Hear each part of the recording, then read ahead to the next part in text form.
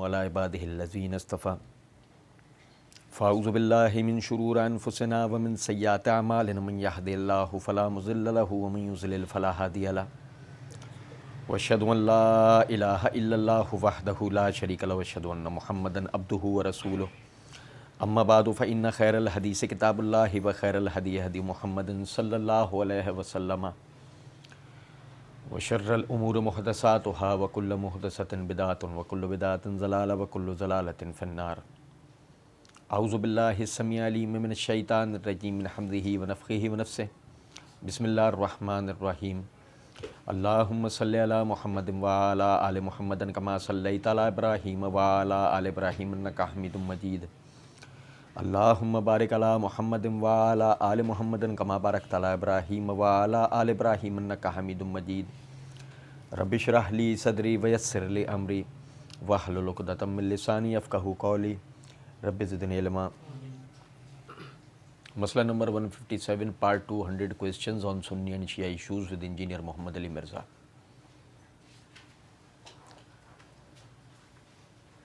صحابہ اکرام رضوان اللہ علیہم اجمعین کے خلاف مرزا انجینئر کی طرف سے جو اعتراضات اٹھائے گئے، اللہ رب العزت کے فضل و کرم سے ہم نے اس کے جوابات پڑھے، اللہ کی دی ہوئی توفیق سے سیکھے سمجھے. آج والے مسئلے کو پڑھنے سے پہلے میں دو باتیں آپ بھائیوں کے سامنے ابتداً رکھنا چاہتا ہوں. نمبر ایک،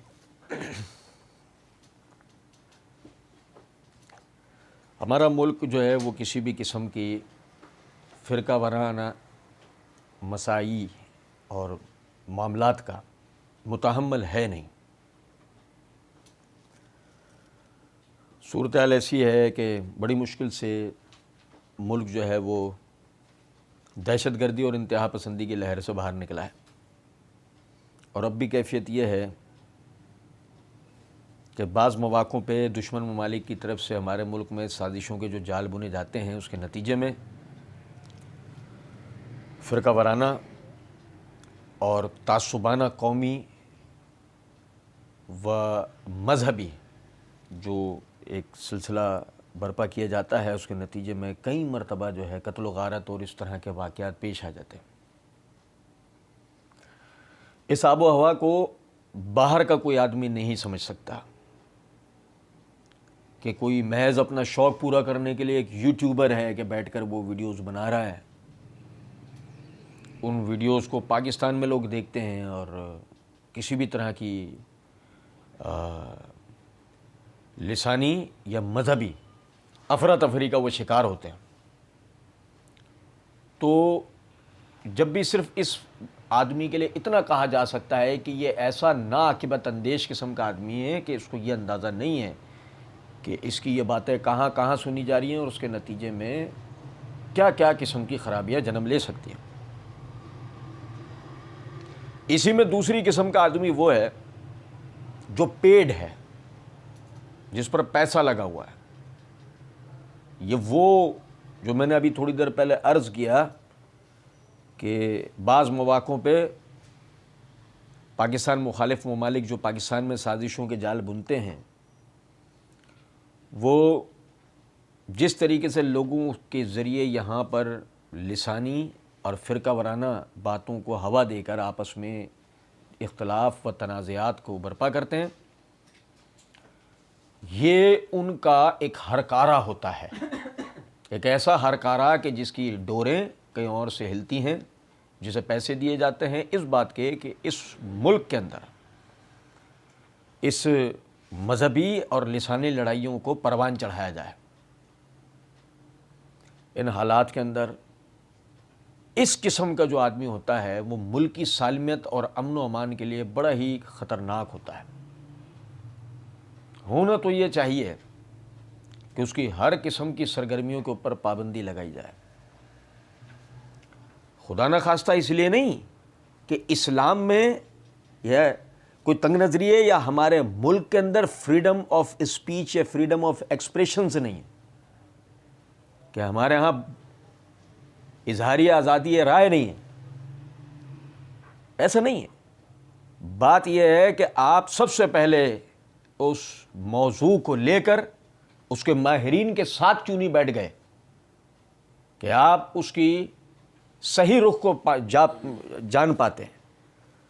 آپ نے ایک سوچی سمجھی پلاننگ کے تحت فریڈم آف اسپیچ کے نام پہ یا آپ نے دینی تحقیق پیش کرنے کے نام پہ آپ نے ایسے معاملات کو اٹھائے جو مسلمانوں میں کسی بھی قسم کے افراتفری و انتشار کا باعث تھے. گو کہ تاثر تو آپ نے یہ دیا کہ میں تو وہ بات پیش کر رہا ہوں جس کو چھپایا جاتا تھا، لیکن بات اس طرح نہ ہو، بات کا کوئی دوسرا رخ ہو جسے آپ جان بوجھ کر پبلک کو بیان ہی نہیں کرنا چاہتے. پبلک کو آپ اس جو آپ نے گمراہی کا جال پھینکا اس میں پھنسانا چاہتے ہو، اس میں پھنسے رہنے دینا چاہتے ہو. آپ سمجھیں ایسے حالات میں تو ایک نرت طالب علم والی حیثیت ہے میری، لیکن ایسے حالات کے اندر آپ سمجھیں ہر ذی شعور، ہر اہل نظر و فکر آدمی تلوار کی دھار پہ آ جاتا ہے. یہ کیفیت ایسی ہے کہ بات نہ کرنا وجہ تھی فرقہ وارانہ اختلافات کی، اب بات ہو جانے کے بعد جواب دینا یہ اس ڈر کے ساتھ ہے کہ خدا نہ خواستہ اس کی طرف سے تو پہل ہو ہی گئی تھی، گو کہ اگر ہم نے بھی اس کے اوپر اگر بات کی مزید کہیں اس یعنی کہ تفرقہ بازی، اس افراتفری، اس انتشار کو ہوا نہ لگ جائے. ہمارے جیسا آدمی تلوار کی دھار پہ کھڑا ہوتا ہے. آپ سمجھیں ذرا اس بات کو، لیکن مجبوری یہ ہے کہ اگر خاموش رہا جائے تو ان جیسے خبث سے باطن سے مجبور لوگ یہ بات کرتے ہوئے نظر آتے ہیں، دیکھو جی ہم نے بات کی، آج تک کسی نے ہمیں جواب نہیں دیا. اس کا مطلب یہ ہے نا ان کا عقیدہ، اس کا مطلب یہ ہے نا ان کا نظریہ، اس کا مطلب یہ لکھا ہے نا ان کی کتابوں میں. لو جی وہ ایک بہت بڑا نوجوان طبقہ جو ہے نا اسی وجہ سے گمراہ ہو گیا کہ ہم لوگوں نے چپ سادھ لی، ہم لوگوں نے خاموشی اختیار کی، صرف اس وجہ سے کہ ہماری وجہ سے کسی طرح کی انتشار یا کسی طرح کی جو ہے وہ ایسی بات نہ ہو جائے کہ جس سے لوگوں میں افراتفری والا ماحول ہو.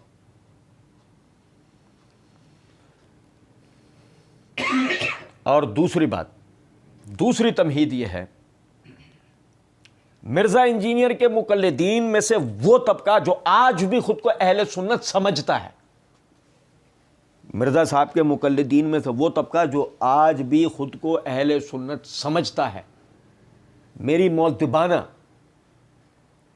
عاجزانہ گزارش ہے وہ میری بات کو ٹھنڈے دل کے ساتھ سنیں، سمجھیں. ذرا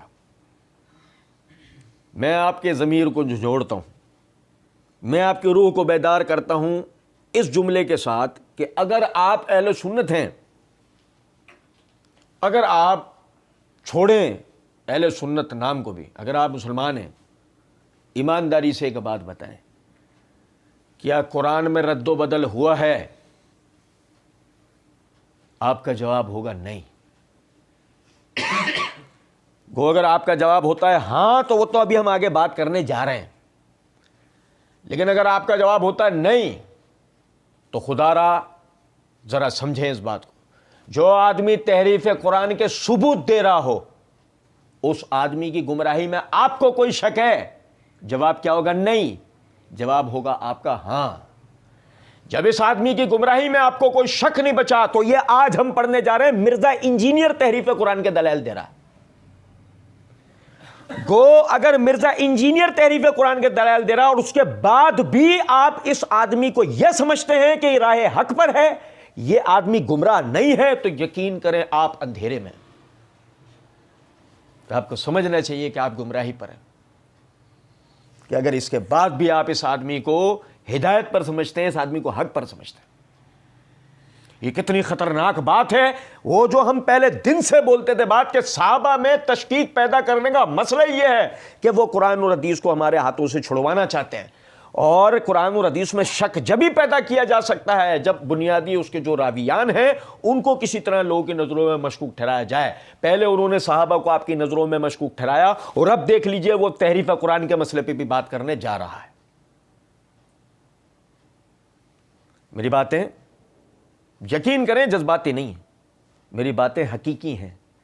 میں صرف توجہ یہ دلانا چاہ رہا ہوں کہ آگے جب ہم پڑھیں گے، آگے ہم صرف اور صرف اہل سنت پہ ہم پر لگائے ہوئے الزام کا جواب دیں گے، نہ کہ کسی فرقہ واریت کو ہوا دیں گے۔ میں صرف یہ واضح کر دینا چاہتا ہوں کہ یہ مرزا انجینئر کا مقابلہ نہیں ہے۔ آپ یقین کریں، آپ لوگوں کو گمراہی سے بچانے کی کوشش ہے کہ جو یہ آدمی یوٹیوب کے ذریعے لوگوں کو آہستہ آہستہ گمراہ کرنے کی کوشش کر رہا ہے۔ میں ایک دفعہ پھر عرض کر دوں کہ اگر اس سب کے بعد بھی کوئی آدمی مرزا انجینئر کو یعنی کہ راہ راست پر سمجھتا ہے تو اسے اپنے دماغ اور آنکھوں کا علاج کروانا چاہیے، اسے اپنے کانوں کا علاج کروانا چاہیے، اسے اپنے تزکیہ نفس کی فکر کرنی چاہیے کہ کہاں اس کا دل بہکا جا رہا ہے۔ آپ اندازہ کریں۔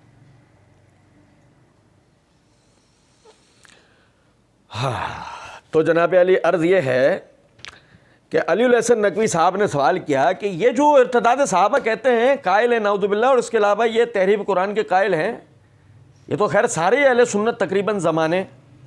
مرزا جی نے بات روکتے ہوئے کہہ دیا تحریف قرآن کے تو قائل ہیں، تو میرے بھائی میں نے پہلے بتایا تحریف قرآن کا جو قائل ہے، سنو ذرا بات، یہ ہونا کیا، یہ ہو کیا رہا تھا یہ میں آپ کو بتاؤں۔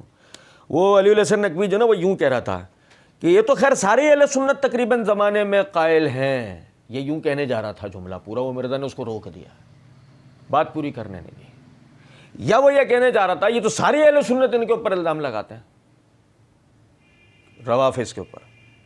سنو ذرا میری بات۔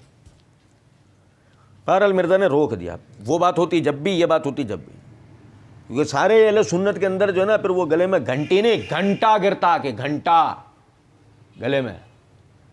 ساروں میں 10 کا نام تو لو، ساروں میں کسی 10 کا نام تو لو، لیکن بہرحال وہ کہتے ہیں، مرزا جی نے جواب میں کہا تحریف قرآن کے تو قائل ہیں، تو میرے بھائی میں نے پہلے بتایا تحریف قرآن کا جو قائل ہے نا جی وہ کافر ہے۔ مجھے نا میں کہتا ہوں چاہے وہ سنی ہے چاہے وہ شیعہ ہے، جو تحریف قرآن کا قائل ہے، جو یہ دو گتوں کے درمیان قرآن ہے اس کو محفوظ نہیں سمجھتا، اِنَّا نَحْنُ نَزَّلْنَا الذِّكْرَ وَإِنَّا لَهُ لَحَافِظُونَ، وہ کافر ہے۔ لیکن روایتوں کا اگر ان کی کتابوں میں آئی ہوئی روایتوں کو وہ ضعیف کہتے ہیں، جیسے شیعت کے مقدمے میں امین الحسینی صاحب نے لکھا ہے، یا وہ ان روایتوں کی تعویل کرتے ہیں، تو پھر ان کو بینیفٹ آف ڈاؤٹ دیں گے نا، دیں گے یا نہیں؟ ہم کہتے ہیں تم اپنے ادھار ہمیں، تم اپنے ہاتھ ہمیں بیچ دو نا، گال بیچ دو، دونوں پہ پپیاں دیا کریں گے، ہاتھوں پہ بھی اور تمہارے گالوں پر بھی۔ کیوں؟ سنو ذرا بات کو بھئی، اگر وہ ان روایات کو ضعیف کہہ رہے ہیں تو ہم انہیں بینیفٹ آف ڈاؤٹ تو دیں گے نا۔ ہم کہتا ہے مرزا جی جن فرقوں کا بھی تم نے آج تک ان کی وہ اردو لٹریچر کی لکھی ہوئی کتابیں اٹھا کے رد کرنے کی کوشش کی ہے، انہوں نے اپنی کتابوں میں اپنے ان عقائد پر مبنی روایات کو جب ضعیف قرار دیا، تم نے ان کو بینیفٹ آف ڈاؤٹ کیوں نہیں دیا؟ تم روافظ کو ہی بینیفٹ آف ڈاؤٹ کیوں دے رہے ہو؟ ایک بات ہے نا، اگر آپ نے بریلویوں کا رد کیا، یا اگر آپ نے دیوبندیوں کا رد کیا، یا اگر آپ نے اہل حدیثوں کا رد کیا، جو کہ آپ کی زندگی کی سب سے بڑی غلطی ثابت ہوئی، تو آپ نے انہیں کیوں بینیفٹ آف ڈاؤٹ نہیں دے دیا؟ ایک بات ہے، وہاں بھی آپ کہتے ہیں نہیں بینیفٹ آف ڈاؤٹ تو دیں گے نا، چو لاؤ ٹافی دینا میری، لے لو، چوستے رہو بیٹھ کے کونے میں، کیسا منا چو بن کے ہماری جان کے اوپر بیٹھا ہے نا فوراً، تو ان کو تو ہم بینیفٹ آف ڈاؤٹ دیں گے نا۔ کچھ سمجھے ہیں بات کو یا نہیں؟ اچھا جو سنی ہو جو شیعہ ہو تحریف قرآن قائل ہے، دو گتوں میں اس کو محفوظ نہیں، یہ ہو گیا بھی ساری بات۔ اچھا تو وہ جنہوں نے تحریف کی ضعیف روایات لکھی تھیں تو وہ کیوں لکھی تھی؟ کیا بتانے کے لیے لکھی تھی؟ کچھ بتانے کے لیے لکھی تھی۔ مثال طور پہ یہ بتانے کے لیے لکھی ہوں گے، دیکھو ملحدین نے ہمارے دین کے ماخذات، ہمارے جو ماخذ ہیں ان پر حملہ کرنے کے لیے روایتیں گھڑی، یہ ہیں وہ روایتیں، یہ ہے ان کی حقیقت ہے، یہ ہم نے جوابات ہے اس لیے لکھی تھی یا کسی اور مقصد کے لیے لکھی تھی؟ مرزا جی وہ مقصد نہیں بتایا آپ نے، لکھی کیوں تھی؟ بہت ٹائم تھا ان کے پاس کہ انہوں نے وہ لکھ دی، اس سے وہ کیا بتانے بیٹھے تھے اس کا ٹائم نہیں تھا ان کے پاس، یا آپ کے پاس بتانے کا ٹائم نہیں تھا، یا آپ بینیفٹ آف ڈاؤٹ نہیں کلیئر چٹ دینا چاہتے تھے؟ نہیں سمجھے کچھ بات کو؟ چلیں، مرزا جی نے آیت پڑھ دی، اِنَّا نَحْنُ نَزَّلْنَا الذِّكْرَ وَإِنَّا لَهُ لَحَافِظُونَ، بے شک ہم ہی اس قرآن کے نازل کرنے والے، ہم ہی اس کی حفاظت کے ذمہ دار ہیں۔ ترجمہ نہیں پڑھا مرزا جی نے، کیونکہ اس میں ایک مسئلہ تھا۔ مرزا جی اگر ترجمہ پڑھتے تو آگے، اگر وہ تو یہ یار غار بیٹھے ہوئے تھے نا بقول مرزا جی کے، علی الحسن نقوی، ابھی ہم بیٹھے ہوتے، مرزا جی جیسی آیت پڑھ دیتے اور آگے جو وسوسہ دینے جا رہے تھے ہم وہی مرزا جی کو کہتے اِنَّا نَحْنُ نَزَّلْنَا الذِّكْرَ، پڑھو آیت، پڑھتے، ترجمہ کرو، کرتے، پھر یہ کیا پڑھ رہے؟ یا تو آیت صحیح ہے یا جو اب تم پڑھ رہے ہو یہ صحیح ہے، دو میں سے ایک صحیح ہے، تم ہی فیصلہ کرو کیا ہے۔ ہم تو پہلے یہ پوچھتے ہیں نا، لیکن بہرحال ایسا نہیں ہوا، ٹھیک ہے۔ اب آگے دیکھیں، تو پھر ان کو بینیفٹ آف ڈاؤٹ دیں گے نا، دیں گے یا نہیں دیں گے؟ مرزا جی کیوں نہیں دیں گے؟ بینیفٹ آف ڈاؤٹ دیں گے، بلکہ ہم آپ کو بتاتے ہیں بینیفٹ آف ڈاؤٹ کون کہاں سے کس طرح دیتا ہے اور کس طرح لیتا ہے۔ یہ دیکھیں، تفسیر قرآن لیکچر نمبر 312 سورہ حدید کی تفسیر کرتے ہوئے مرزا جی کہتے ہیں آج کے کمزور مسلمان کو آپ بینیفٹ آف ڈاؤٹ دے سکتے ہیں کہ اس کو پتہ نہیں، اس کو تو جو ٹوٹا پھوٹا دین پہنچا۔ تو مرزا جی نے ٹوٹے پھوٹے مسلمان کو ڈاؤٹس دیے اور بینیفٹس خود حاصل کیے۔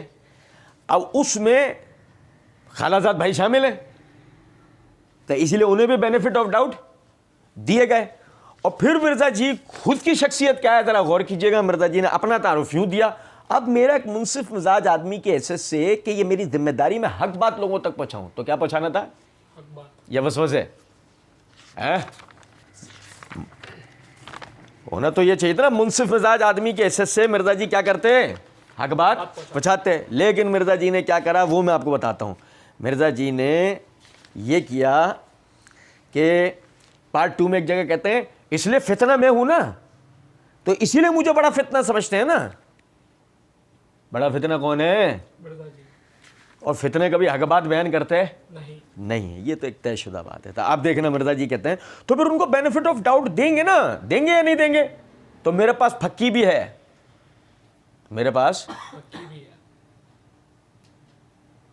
میں آپ کو سچ بتا رہا ہوں، اللہ تعالیٰ کا بڑا کرم، بہت فضل ہے۔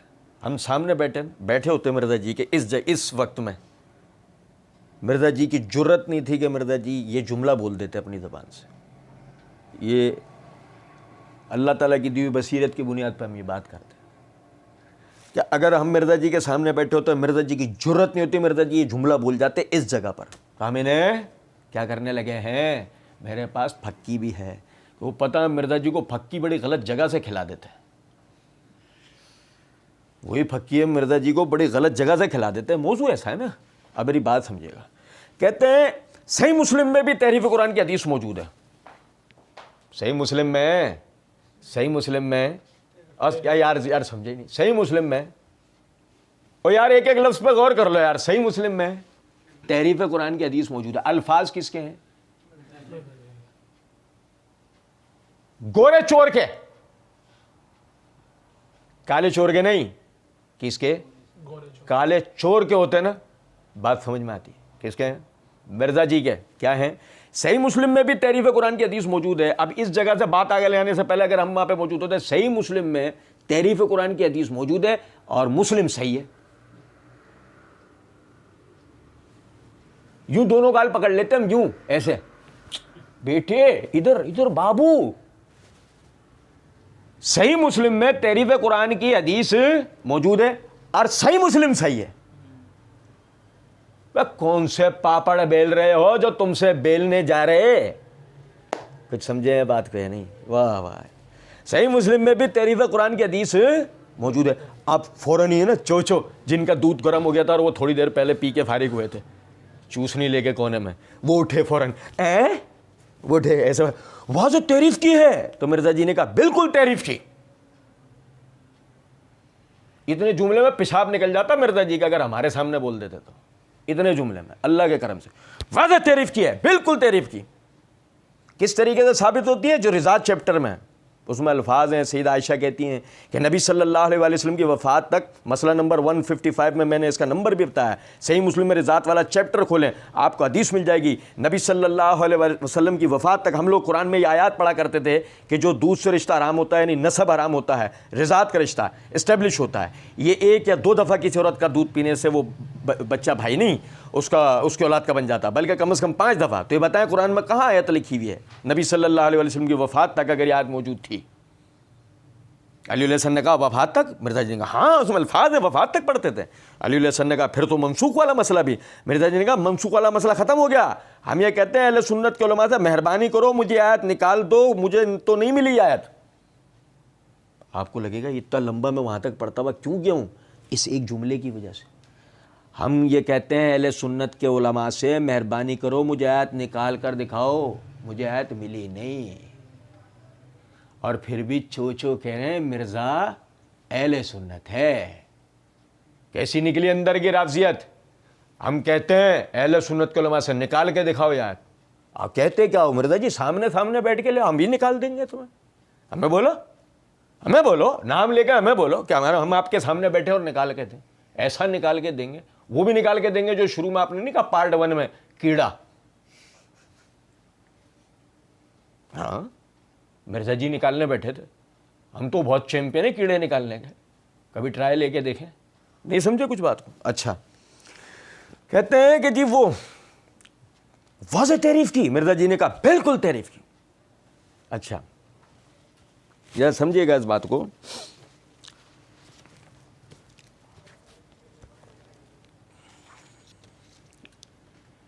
یہ میرے ہاتھ میں مفردات القرآن ہے، امام راغب اصفہانی رحمۃ اللہ علیہ کی.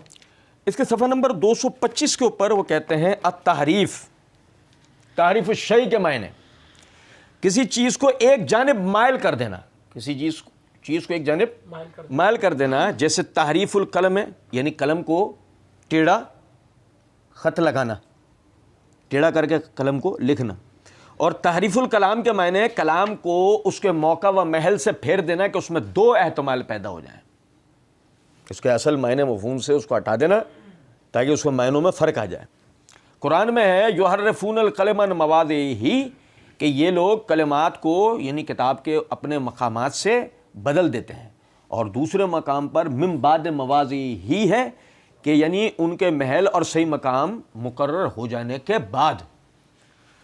وَقَدْ كَانَ فَرِيقٌ مِّنْهُمْ يَسْمَعُونَ كَلَامَ اللَّهِ ثُمَّ يُحَرِّفُونَهُ مِن بَعْدِ مَا عَقَلُوهُ، کہ جیسے تیسرے مقام پہ اللہ نے فرمایا کہ ان میں سے کچھ لوگ کلام خدا کو سنتے ہیں یعنی تورات کو، پھر اس کے سمجھ لینے کے بعد اس کو بدل دیتے ہیں، اس کے سمجھ لینے کے بعد اس کو بدل دیتے ہیں. اب دیکھیں اس تعریف کا مقصد کیا ہے. اس تعریف کا مقصد یہ ہے کہ تحریف الکلام کا مطلب ہوتا ہے کلام کو اس کے معنی مفہوم سے بدل دینا، کہ عبارت اس طرح بدلے کہ اس کا حقیقی جو معنی تھا نا وہ ختم ہو جائے. عبارت اس طرح بدلے کہ اس کا حقیقی معنی ختم ہو جائے اور دوسرا معنی اس کی جگہ لے. صحیح. اچھا اسی طریقے سے آپ دیکھیے گا یہ مفردات القرآن کے صفحہ نمبر 1044 1045 پہ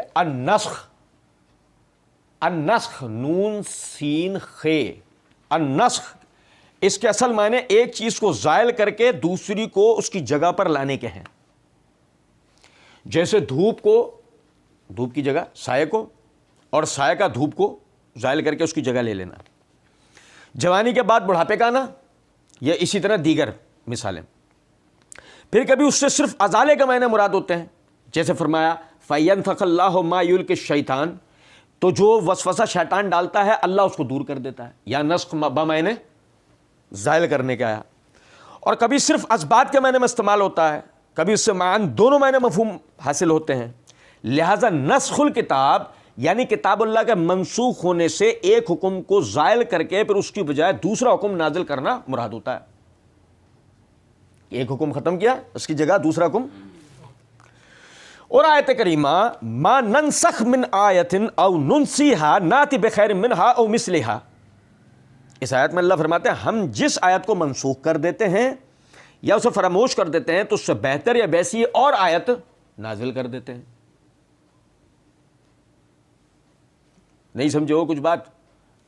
تب 2 جملوں میں لب لباب یہ ہے نسخ اللہ کی طرف سے ہوتا ہے، منسوخ کا مسئلہ اللہ کی طرف سے ہوتا ہے، اور تحریف الکلام یعنی محرف کا مسئلہ ہوتا ہے مخلوق کی طرف سے۔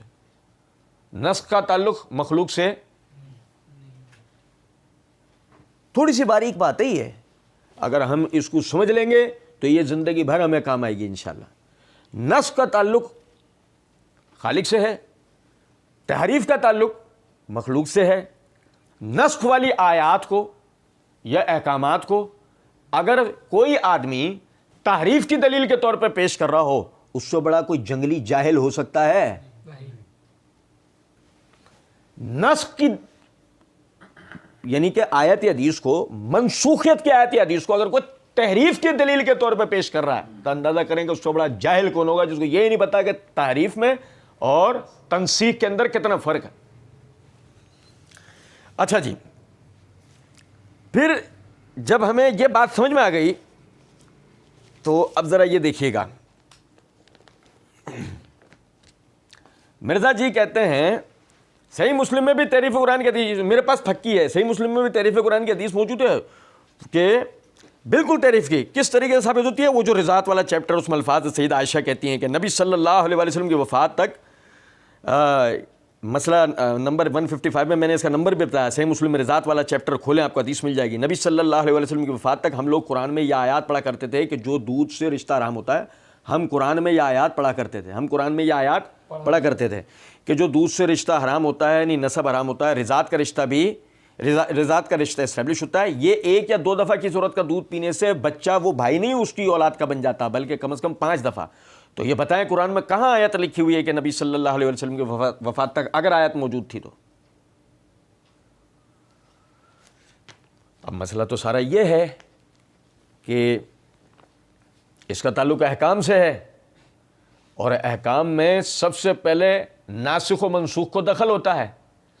مرزا جی نے اصولی طور پر بات کرنی تھی ناسخ اور منسوخ کی سب سے پہلے، یعنی کہ دیکھیں آگے علی الحسن نقوی نے یہی وجہ ہے لقمہ دیا بھی، لیکن چونکہ مرزا جی تو رٹ رٹا کے بیٹھے تھے، مرزا جی کو بیچارے کو پلے کچھ بھی نہیں، الف سے بے نہیں جانتا، الف کے اوپر والے ڈنڈے سے نیچے کا، نیچے سے اوپر والے ڈنڈے سے اوپر کا نہیں جانتا کہ الف یوں کیوں لکھا جاتا ہے۔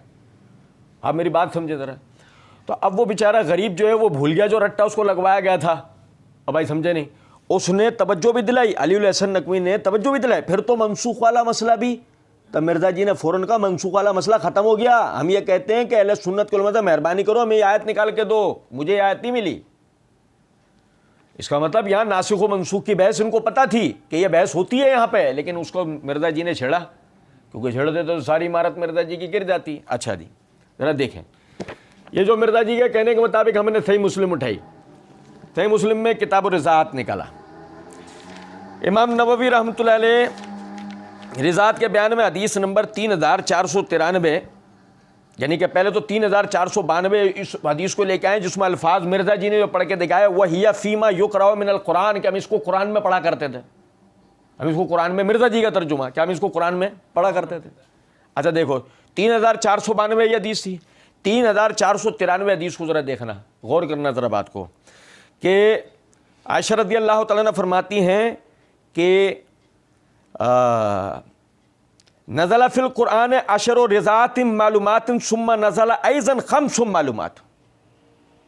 دیکھو ذرا حدیث ذرا پچھلے صفحے پہ ہوتی، اگلے صفحے پہ ہوتی، کوئی الگ جلد میں ہوتی، کوئی الگ باب کے تحت ہوتی، کوئی الگ کتاب کے اندر ہوتی، تو ہم کہتے ہیں کہ مرزا جی نے یہاں پہ دھاندلی اور دھوکے بازی نہیں کی۔ لطف کی بات تو یہ ہے کہ جہاں سے مرزا جی نے روایت پڑھ کے سنائی نا، کہ میں نے مسئلہ 155 میں حدیث کا نمبر بھی بتا دیا ہے، ہم نے حدیث نکالی اور حدیث کے نیچے ہی اگلی حدیث جو ہے اس کے اندر الفاظ یہ ہیں کہ حضرت عائشہ فرماتی ہیں نزل فی القرآن 10 رضاعات معلومات ثم نزل ایضا 5 معلومات، کہ پہلے 10 مرتبہ چسکی لینے پر حرمت کا حکم نازل ہوا تھا، اور ساتھ ہی پھر 5 مرتبہ چسکی لینے پر، دودھ پینے پر یعنی کہ حرمت کا حکم نازل ہوا۔ تو اس کا مطلب یہ ہے کہ حضرت عائشہ رضی اللہ تعالیٰ نے خود ناسخ و منسوخ کی طرف توجہ دلا رہی ہیں یا نہیں؟ اور یار سمجھے ہی نہیں، نیچے ہی تھا مسئلہ، مرزا جی پڑھ دیتے تو میت اٹھ جانی تھی مرزا جی کی، ہیں کہاں سے اٹھتی؟ نیپال سے۔ سنو ذرا بات کو اور دیکھیں، عبداللہ بن ابی بکر مرزا جی نے جو روایت پڑھی ہے 3492، عبداللہ بن ابی بکر باواسطہ امرہ باواسطہ عائشہ صدیقہ رضی اللہ تعالی عنہا ان الفاظ کو بیان کرتے ہیں. کن الفاظ کو؟ وَهِيَ فِيمَا يُقْرَأُ مِنَ الْقُرْآنِ. اور نہیں سمجھے کہ ہم اس کو قرآن میں سے پڑھتے تھے، ہم اسے قرآن میں پڑھتے تھے. اچھا اب دیکھیے گا ذرا بات کو. یہ میرے ہاتھ میں مسند المستخرج امام ابو نعیم اصبہانی رحمۃ اللہ علیہ کی، یہ صحیح مسلم پر استخراج ہے، صحیح مسلم کے احادیث کی تخریج ہے قدیم. اس کی جلد نمبر 4 کا صفحہ نمبر 125 پر امام ابو نعیم اصبہانی رحمۃ اللہ علیہ باب قائم کرتے ہیں، باب لا یحرم الا خمس رضاعۃ او عشر. اس بات کے بیان میں کہ حرمت ثابت نہیں ہوتی سوائے اس کے کہ 5 مرتبہ رضاعت ہے یا 10 مرتبہ. اس کے تحت حدیث نمبر 3398 لے کے آئے. سنو ذرا بات کو. وہی کہ عبداللہ بن ابی بکر یعنی مالک باواسطہ عبداللہ بن ابی بکر باواسطہ امرہ باواسطہ عائشہ روایت کو بیان کرتے ہیں کہ سننا ذرا بات کو، الفاظوں پہ غور کر لو جو میں آپ کو توجہ دلا رہا ہوں، کہ فیما انزل اللہ من القرآن عشر رضاعات معلومات یحرمنا ثم نسخنا بخمس. نازل ہوئی تھی قرآن کے اندر آیت 10 مرتبہ رضاعت کی، ٹھیک ہے، جو حرمت ثابت کرتی تھی. ثم او یار سنو ذرا بات کو، ثم نسخنا، پھر کیا ہوا ہے؟ یہ صحیح مسلم کے اصل متن جو امام نووی رحمۃ اللہ علیہ نے درج کیا اس میں بھی الفاظ ہیں، اس کے استخراج کے اندر بھی الفاظ ہیں. ثم نسخنا، پھر وہ منسوخ ہوا، ٹھیک ہے، اور ہم اس کو پڑھتے رہے، یعنی کہ نبی صلی اللہ علیہ وسلم کی وفات تک ہم اس کو پڑھتے رہے قرآن میں، نبی صلی اللہ علیہ وسلم کی وفات تک. یعنی یہ مسئلہ تحریف کا نہیں ہے، یہ مسئلہ تنسیخ کا ہے، منسوخیت کا مسئلہ ہے. اچھا پھر عبداللہ بن ابی بکر اس کو بیان کرتے ہیں باواسطہ امرہ. اور ذرا دیکھو جو نیچے روایت ہے 3493، یحییٰ بن سعید باواسطہ امرہ، یعنی ان کے کلاس فیلو یحییٰ بن سعید باواسطہ امرہ اس روایت کو بیان کرتے ہیں. اس میں الفاظ ہیں نزل فی القرآن عشر رضاعات معلومات ثم نزل ایضا خمس معلومات، کہ جس طرح 10 مرتبہ رضاعت کی آیت قرآن میں اتری اسی طریقے سے 5 مرتبہ کی بھی اتری. اب سنو ذرا بات کو. پھر استخراج میں 3400 نمبر کے تحت اسی باب اسی جلد اسی صفحے کے اوپر اسی باب کے تحت 3400 نمبر حدیث میں یحییٰ بن سعید باواسطہ امرہ باواسطہ عائشہ اس روایت کو بیان کرتے ہیں، اور آگے لکھا ہے وکانت تفتی بذالک، وکانت تفتی بذالک، اور حضرت عائشہ اسی پہ فتویٰ دیا کرتی تھیں. اور حضرت عائشہ اسی پہ فتویٰ دیا کرتی تھیں. اور یار سمجھے ہی نہیں ہم بات کو. اگر حضرت عائشہ رضی اللہ تعالیٰ عنہ فتویٰ یہ 5 مرتبہ پہ دیتی ہیں اور آیت قرآن کے اندر موجود ہے، تو حضرت عائشہ 5 مرتبہ پہ فتویٰ دے ہی کیسے سکتی ہیں؟ ہم سمجھے نہیں یہ بات کو. اگر آیت قرآن کے اندر نازل ہوئی ہے، منسوخ نہیں ہوئی ہے، بھلے تحریف ہو جائے بھلے رد و بدل ہو جائے. اور یار میری بات سنو ذرا، حضرت عائشہ اگر 5 مرتبہ پہ فتویٰ دیتی ہیں تو اس کا مطلب کیا ہوا کہ حکم تو باقی ہوگا نا، حضرت عائشہ کی نظروں میں تو ہوگا. وہ تو مثال اگر یہ حضرت عائشہ کے الفاظ ہیں وَهِيَ فِيمَا يُقْرَأُ مِنَ الْقُرْآنِ، ہم اسے قرآن میں پڑھتے تھے، اگر یہ حضرت عائشہ کے الفاظ ہیں تو حضرت عائشہ کا فتویٰ اس کے خلاف کیوں ہے؟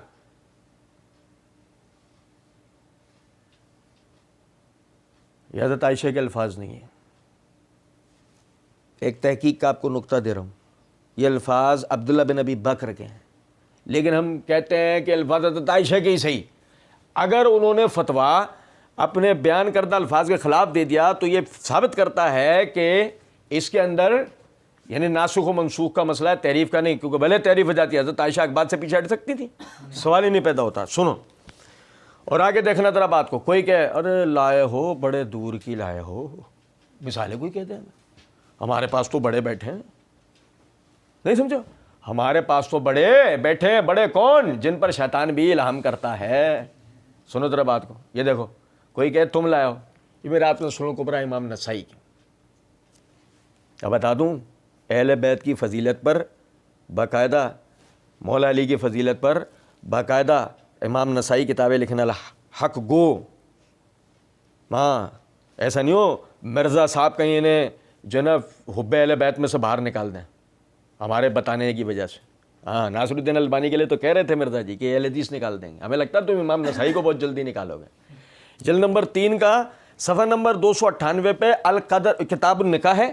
کتاب النکاح میں باب قائم کیا ہے؟ القدر الذی یحرم من الرضاعات، وہ پیمانہ کہ جس پر حرمت رضا ثابت ہوگی. وذکر اختلاف الفاظ الناقلین للخبر فی ذلک عن عائشہ، اور ہم ذکر کریں گے اس باب کے تحت ناقلین سے کہ جنہوں نے حضرت عائشہ سے اس روایت کو بیان کرنے میں الفاظوں کا اختلاف کیا ہے. یہ الفاظ حضرت عائشہ کے، اور یار سمجھے ہی نہیں، یہ الفاظ حضرت عائشہ کے نہیں ہیں. تو یہ کہنا کہ جی وفات تک حضرت عائشہ پڑھتی رہی، نہیں، عبداللہ بن ابی بکر کے یہ الفاظ ہیں. اور نہیں ہو تو ہم نے تو کہا نا کہ یہ سوال تو آپ کی گردن کے اوپر ہے، حضرت عائشہ نے اس کے خلاف فتویٰ کیسے دے دیا. اور پھر دیکھیں یہ میرے ہاتھ میں سنن ابن ماجہ ہے. سنن ابن ماجہ کے اندر کتاب النکاح ہے. امام ابن ماجہ نے باب قائم کیا ہے، باب لا تحرم المست ولا مستان. ایک یا دو چسکیوں سے حرمت ثابت نہیں ہوتی. اس کے تحت حدیث نمبر 1943 ہے. سنو بڑی غور سے. حدثنا عبد الوارث بن عبد الصمد ابن عبد الوارث حدثنا ابی ہے حدثنا حماد بن سلمہ عن عبد الرحمن بن قاسم عن عبد الرحمن بن قاسم عن ابی ہے عن امرہ عن عائشہ. عبد الرحمن بن قاسم اپنے والد قاسم با واسطہ امرہ، یعنی یحییٰ بن سعید کے مطابق قاسم کر رہے ہیں. سنو ذرا بات کو.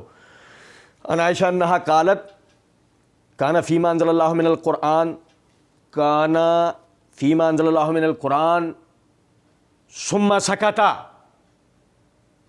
سکتا لا یحرم الا 10 رضعات او 5 معلومات، کہ یہ قرآن میں پہلے آیت اتری تھی، پھر منسوخ ہو گئی، پھر منسوخ ہو گئی، اور 5 مرتبہ کا حکم اترا. یہ حضرت عائشہ کے الفاظ ہمیشہ وفات تک پڑھتے رہے. یہ الفاظ حضرت عائشہ کے نہیں ہیں. سنو ذرا بات کو اور دیکھیں. مرزا جی چوچو پارٹ 1 کی ابتدا کری ان الفاظ سے تھی. مرزا جی نے میں اللہ کا فہم بیان کروں گا، اللہ کے رسول صلی اللہ علیہ وسلم کا فہم بیان کروں گا اور سلف کا. تو ہوتا کیا، مرزا جی کو بہت شوق ہوا تھا نا تحریف قرآن کا مسئلے کا. مرزا جی یہاں پر اس حدیث کو بیان کرتے، ساتھ میں سلف کا جو اس حدیث کے اوپر جو موقف تھا وہ بیان کرتے. اب مرزا جی کو ہم سب معاف کر دیتے ہیں. مرزا جی تمہیں سارے معاف، تو خود صحیح مسلم اٹھائی تھی، امام نووی کی شرح اٹھا لیتے. تمہارے لیے آسان، تمہاری کہاں کتابوں تک رسائی ہے، تم ایسے آدمی نہیں ہو. لیکن اگر کچھ نہیں تم شرح نووی تک ہی پڑھ کے پبلک کو سنا دیتے کہ تمہاری بات میں کتنا وزن تھا، پبلک خود دیکھ لیتی. یہ میرے ہاتھ میں شرح نووی ہے صحیح مسلم پر. اس کی جلد نمبر 4 کا صفحہ نمبر 431 پر حدیث نمبر 3598 وہی روایت جو مرزا جی نے توجہ دلائی، اس کی یعنی کہ شرح کرتے ہوئے امام نووی رحمۃ اللہ علیہ فرماتے ہیں وَمَعْنَاهُ أَنَّ النَّسْخَ بِخَمْسِ الرَّضَعَاتِ تَأَخَّرَ عَنْ ذَلِكَ جِدًّا حَتَّى أَنَّهُ صلی اللہ علیہ وسلم تُوفِّيَ وَبَعْضُ النَّاسِ يَقْرَأُ 5 رضعات. یہ جو معنی ہیں کہ ادھر منسوخیت کے، تو اس کا کیا مطلب ہے؟ یہ معنی ہے کہ منسوخ ہو کے حکم آیا 5 رضعات کا، یعنی 5 چسکیوں پہ رضعات کا، جو کہ مؤخر تھا 10 مرتبہ سے.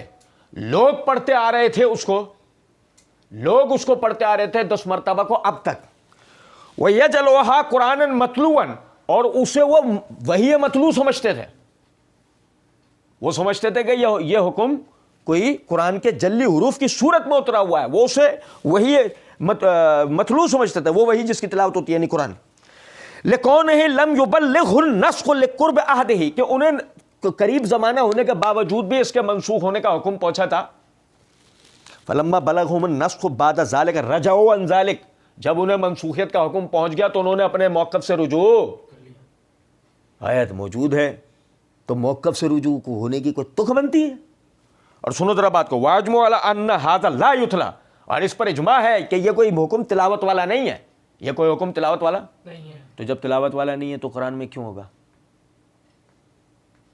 جب تلاوت والا نہیں ہے حکم تو قرآن میں کیوں ہوگا؟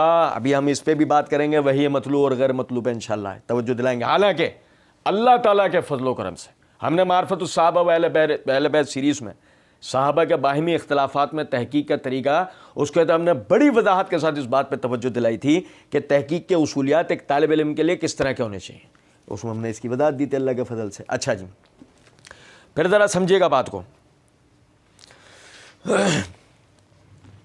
یہ امام نووی رحمۃ اللہ علیہ کا حوالہ میں نے آپ کو دیا. امام بغوی رحمۃ اللہ علیہ ان کی شرح السنہ ہے، اس کی جلد نمبر 5 کا صفحہ نمبر 64 کتاب النکاح ہے. اس کے اندر باب انہوں نے قائم کیا باب ما ثبت بہ حرمت من عدد رضاعت.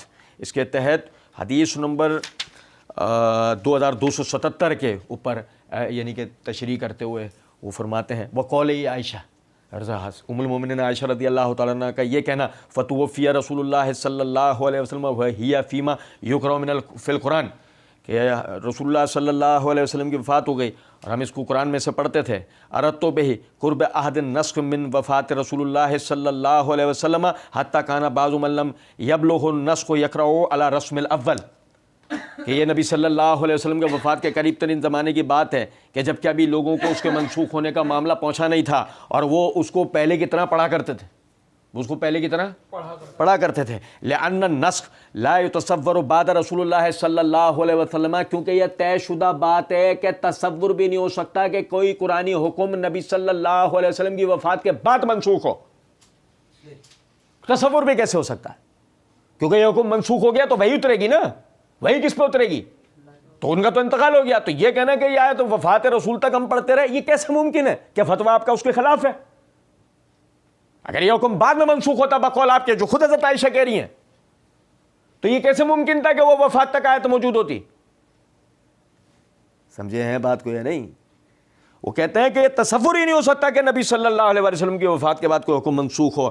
وَيُجَوِّزُ بِقَاءِ الْحُكْمِ مَعَ نَسْخِ التِّلَاوَةِ كَالرَّجْمِ فِي الزِّنَا کہ اس کا حکم بالکل اسی طرح باقی ہے کہ جیسے تلاوت منسوخ ہوئی زانی کو رجم کرنے کے حوالے سے, حکم کی تلاوت منسوخ ہوئی زانی کو رجم کرنا, حکم باقی من ارتفاع تلاوت فی القرآن, قرآن میں سے اس کی تلاوت کو اٹھا لیا گیا, حکم باقی رہا. زانی کے رجم کرنے کے مسئلے کی تلاوت کو قرآن میں سے اٹھا لیا گیا لیکن حکم باقی رہا. بالکل اسی طریقے سے آیت قرآن کے اندر سے یعنی کہ رضاعت حرمت رضاعت کی آیت کو اس کو اٹھا لیا گیا مگر حکم باقی رہا. لأن الحکم یثبت بأخبار الأحاد ویجب العمل بہ کیونکہ یہ بات طے شدہ ہے کہ حکم ثابت ہوتا ہے خبر واحد پر اور اس پر عمل بھی ہوتا ہے. اور سنیں ذرا بات کو, یہ میرے ہاتھ میں امام ابن ملکن رحمۃ اللہ علیہ کے البدر المنیر ہے. اس کی جلد نمبر 6 کا صفحہ نمبر 308 کتاب الرضاع کے اندر یہی حدیث کو وہ نقل کرنے کے بعد فرماتے ہیں وَهُنَّ فِيمَا يُقْرَأُ ہم اس کو پڑھا کرتے تھے اسی میں. ایو حکمن کما نبہ علیہ الرافعی وقال غیرہ ان النسخ بخمس رضاعات تاخر انزالہ جدا حتی انہ علیہ السلام توفی وبعض الناس تقرأ خمس رضاعات قرآن متلوا کہ جیسے کہ امام رافعی نے بھی پہلے اس پہ توجہ دلا دی ہے اور ان کے علاوہ بھی لوگوں نے کہا ہے کہ جو ناسخ حکم تھا وہ 5 مرتبہ رضاعت کا تھا اور وہ یعنی کہ وہ حکم نازل ہوا رسول اللہ صلی اللہ علیہ وسلم کی وفات کے قریب زمانے میں اور اس کے بعد آپ صلی اللہ علیہ وسلم کی وفات ہوئی. مگر لوگ جو ہے اس کو تلاوت کرتے تھے وہی مطلوع سمجھ کے کہ یہ قرآن کا حصہ ہے کہ اس کی تلاوت ہوگی کوئی خدا نہ خواستہ. لِكَوْنِهِ لَمْ يَبْلُغُ النَّسْخُ أَحَدَهُ کہ انہیں اس وقت تک اس کے منسوخ ہونے کا حکم پہنچا نہیں تھا. فَلَمَّا بَلَغُهُمْ نَسْخُ بَعْدَ ذَلِكَ رَجَعُوا عَنْ ذَلِكَ جب ان کے پاس اس کے منسوخ ہونے کا حکم پہنچ گیا تو سب نے ہی اس مسئلے سے کہ اس کی کوئی تلاوت ہوگی کوئی قرآن کا حصہ ہے انہوں نے اس سے رجوع کر لیا. اور اس کے بعد دیکھیے گا یہ تلخیص الحبیر ہے حافظ ابن حجر رحمۃ اللہ علیہ کی, اس کی جلد نمبر 4 کا صفحہ نمبر 10 کے اوپر وہ یہی حضرت عائشہ رضی اللہ تعالی عنہا والی روایت نقل کر کے امام حافظ ابن حجر رحمۃ اللہ علیہ کہتے ہیں وہ حمل ذالک علی قراءۃ حکمہا اور باقی رہا اس کا حکم کا یعنی کہ اس کی قرأت باقی نہیں رہی اس کے جو نا حکم باقی رہا. اس کے تحت وہ کہتے ہیں کہ یہ جو الفاظ ہیں کہ ہم اس کو وفات تک پڑھتے تھے تو اس سے اگر کوئی یہ سمجھے ان تلاوت باقیۃ ولیس کذالک اگر کوئی سمجھے کہ اس کی تلاوت باقی ہے کہ وہ یہ قرآن کا حصہ ہے تو ایسا نہیں ہے. فالمعنی قراءۃ الحکم واجاب غیرہ بان المراد بقولھا توفی قارب الوفات کہ معنی اس کے یہ ہیں کہ اس کے حکم کے اوپر عمل کرنا ہے کہ اس کی تلاوت کا معاملہ نہیں ہے. اور بعض نے کہا ہے کہ یہ وفات کے قریب ترین زمانے کا واقعہ ہے اور انہ لم یبلغ النسخ من استمر علی التلاوہ اور یہ وجہ ہے کہ ان کو چونکہ منسوخیت کا حکم نہیں پہنچا تھا اس لیے وہ آخر تک اس کی تلاوت کر رہے تھے.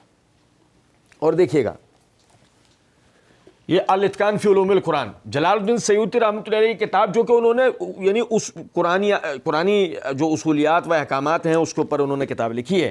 اس کی جلد نمبر 2 کے صفحہ نمبر 42 کے اوپر وہ کہتے ہیں السابعہ، منسوخ کی قسم بتاتے ہوئے کہتے ہیں السابعۃ النسخ فی القرآن علی ثلاثۃ اضرب. قرآن میں منسوخیت 3 طرح پر ہے. قرآن میں منسوخیت 3 طرح پر ہے. احدہا، ان میں سے پہلی یہ ہے ما نسخ تلاوت ہے و حکم ہی مان، حکم اور تلاوت دونوں ہی منسوخ ہو جائیں، حکم اور تلاوت دونوں ہی منسوخ ہو جائیں. قالت عائشہ کان فیما انزل اشر رضات معلومات فنسخنا بخمس معلومات فتوفی رسول اللہ صلی اللہ علیہ وسلم وہن مما یقرأ من القرآن، رواہ الشیخان. وہ کہتے ہیں کہ جیسے حضرت عائشہ کا یہ کہنا کہ پہلے 10 مرتبہ کی آیت اتری تھی، تلاوت اور حکم 10 مرتبہ کا دونوں ایک ساتھ منسوخ ہوئے ہیں، دونوں ایک ساتھ ہی منسوخ ہوئے ہیں. وقت تکلموا فی قول، اور بعض نے کلام کیا ان کے اس قول پہ، فإن مما یقرأ، کہ یہ پڑھی جانے والی میں سے تھی، فإن ظاہرہ بقاء تلاوت ولیس کذالک، وہ سمجھتے رہے کہ اس سے مراد جو ہے تلاوت کی بقا ہے کہ تلاوت باقی رہی، ولیس کذالک، بات ایسے نہیں ہے. واجیب بان المراد قارب الوفات او ان التلاوت نسخت ایضا ولم یبلغ ذلك كل الناس الا بعد وفات رسول اللہ صلی اللہ علیہ وسلم فتوفی وبعض الناس یقرؤها، کہ بعض لوگ اس کی تلاوت یعنی کہ تلاوت منسوخ ہو چکی تھی جیسے ہم نے پہلے بتایا، لیکن لوگوں کو رسول اللہ صلی اللہ علیہ وسلم کی وفات کے بعد تک بھی اس کی تلاوت کے منسوخ ہونے کا حکم نہیں پہنچا تھا. یہی وجہ ہے کہ وہ بعد میں بھی اس کی تلاوت کرتے رہے، وہ یہ سمجھتے رہے کہ یہ قرآن کا حصہ ہے. بات سمجھ رہے ہیں نہیں؟ اور دیکھیں ذرا بات کو. اب یہاں پر کوئی ہوشیار محنت کرے، ویسے تو اللہ تعالیٰ کا بڑا کرم ہے، محنت کر نہیں رہے، ہو سکتا کر رہے ہو ہمارے لیے میں نے ہو، جیسا ہم نے مرزا جی کے لیے ایک ایک چیز کھول کے رکھ دی، ہو سکتا ہے ہمارے لیے بھی مرزا جی نے کوئی تیاری کی ہو. ویسے تو ہم یہی ایک حسن زن رکھتے ہیں کہ مرزا جی کسی دن ہمیں چائے پلا دیں بسکٹ کے ساتھ، پیسے ہم دے دیں گے بھلے، یا کبھی مرزا جی جو نا ہمارے ساتھ چائے پی لیں گے، پیسے ہم دے دیں گے. کچھ بات آ رہی ہے سمجھ میں ہے نہیں؟ کوئی کہے کہ جی یہ جو بات ہے کہ وحی مطلوب و غیر مطلوب، کہ جی تلاوت ہوئی اور حکم باقی حکم، یہ ہم نے پوری بحث جو ہے وہ اللہ کے فضل و کرم سے معرفت الصحابہ و اہل بیت سیریز میں بتائی تھی. لیکن ایک دفعہ پھر آج آپ کو بتا دیتے ہیں کہ اللہ تعالیٰ نے وحی کو 2 قسموں میں نازل کیا ہے. ایک ہے وحی جس کی تلاوت ہوتی ہے، جس وحی کی تلاوت ہوتی ہے وہ ہے جو آج بقول مرزا جی کے ان 2 گتوں کے درمیان ہے، یعنی قرآن حکیم. یہ اللہ کے ان احکامات کا مجموعہ ہے جس کی تلاوت بھی ہوتی ہے، تو اس کو کہا جاتا ہے وحی مطلوع، یعنی وہ وحی جس کی تلاوت ہوتی ہے. اور وحی غیر مطلوع وہ ہے کہ جو نبی صلی اللہ علیہ وسلم پر اللہ رب العزت نے احکامات نازل کیے مگر ان کی تلاوت نہیں ہوتی. نماز کا حکم نازل کیا، اس کی تلاوت ہوتی ہے. نماز کا طریقہ نازل کیا، نماز کا طریقہ فَإِنْ آمَنُوا فَاذْكُرُوا اللَّهَ كَمَا عَلَّمَكُمْ، جب تم حالت امن میں ہو تو تم نماز ایسے پڑھو گے جیسے ہم نے تمہیں پڑھنا سکھایا ہے. نماز کا حکم نازل ہوا، اس کی قرأت بھی ہوتی ہے. نماز کا طریقہ بھی نازل ہوا ہے، اللہ نے سکھایا ہے مگر اس کی قرأت نہیں ہوتی، اس پہ صرف عمل ہوتا ہے. زنا کا حکم اللہ نے اتارا ہے کہ زانی کو، شادی شدہ زانی کو رجم کر دو، لیکن اس کی تلاوت نہیں ہوتی. اس حکم پہ عمل کرتے ہوئے شادی شدہ زانی کو رجم کر دیا جاتا ہے. اب کوئی کہے جی یہ تقسیم کو تمہاری ہے، نہیں یہ تقسیم میری نہیں ہے، یہ الحمدللہ کتاب و سنت سے ثابت شدہ مسئلہ ہے. یہ میرے ہاتھ میں صحیح بخاری ہے. بات آگے لے آنے سے پہلے ٹیزر. مرزا جی کہتے ہیں، ہم یہ کہتے ہیں اہل سنت کے علماء سے مہربانی کرو مجھے آیت نکال دو، مجھے تو نہیں ملی آیت. یہ جملہ ذہن میں رکھنا. یہ میرے ہاتھ میں صحیح بخاری ہے، اس کی جلد نمبر 8 کا صفحہ نمبر 232-233 ہے. امام بخاری رحمۃ اللہ علیہ کتاب المحاربین کے اندر باب الاعتراف بالزنا، اس کے تحت حدیث نمبر 6828 6827 6828 لے کے آئے کہ ابو ہریرہ رضی اللہ تعالیٰ عنہ اور زید بن خالد رضی اللہ عنہما وہ بیان کرتے ہیں کہ کہ ہم نبی صلی اللہ علیہ وسلم کے پاس تھے تو ایک صاحب کھڑے ہوئے اور کہا میں آپ کو اللہ کی قسم دیتا ہوں آپ ہمارے درمیان اللہ کی کتاب سے فیصلہ کریں. میں آپ کو اللہ کی قسم دیتا ہوں آپ ہمارے درمیان فیصلہ اللہ کی کتاب سے کریں.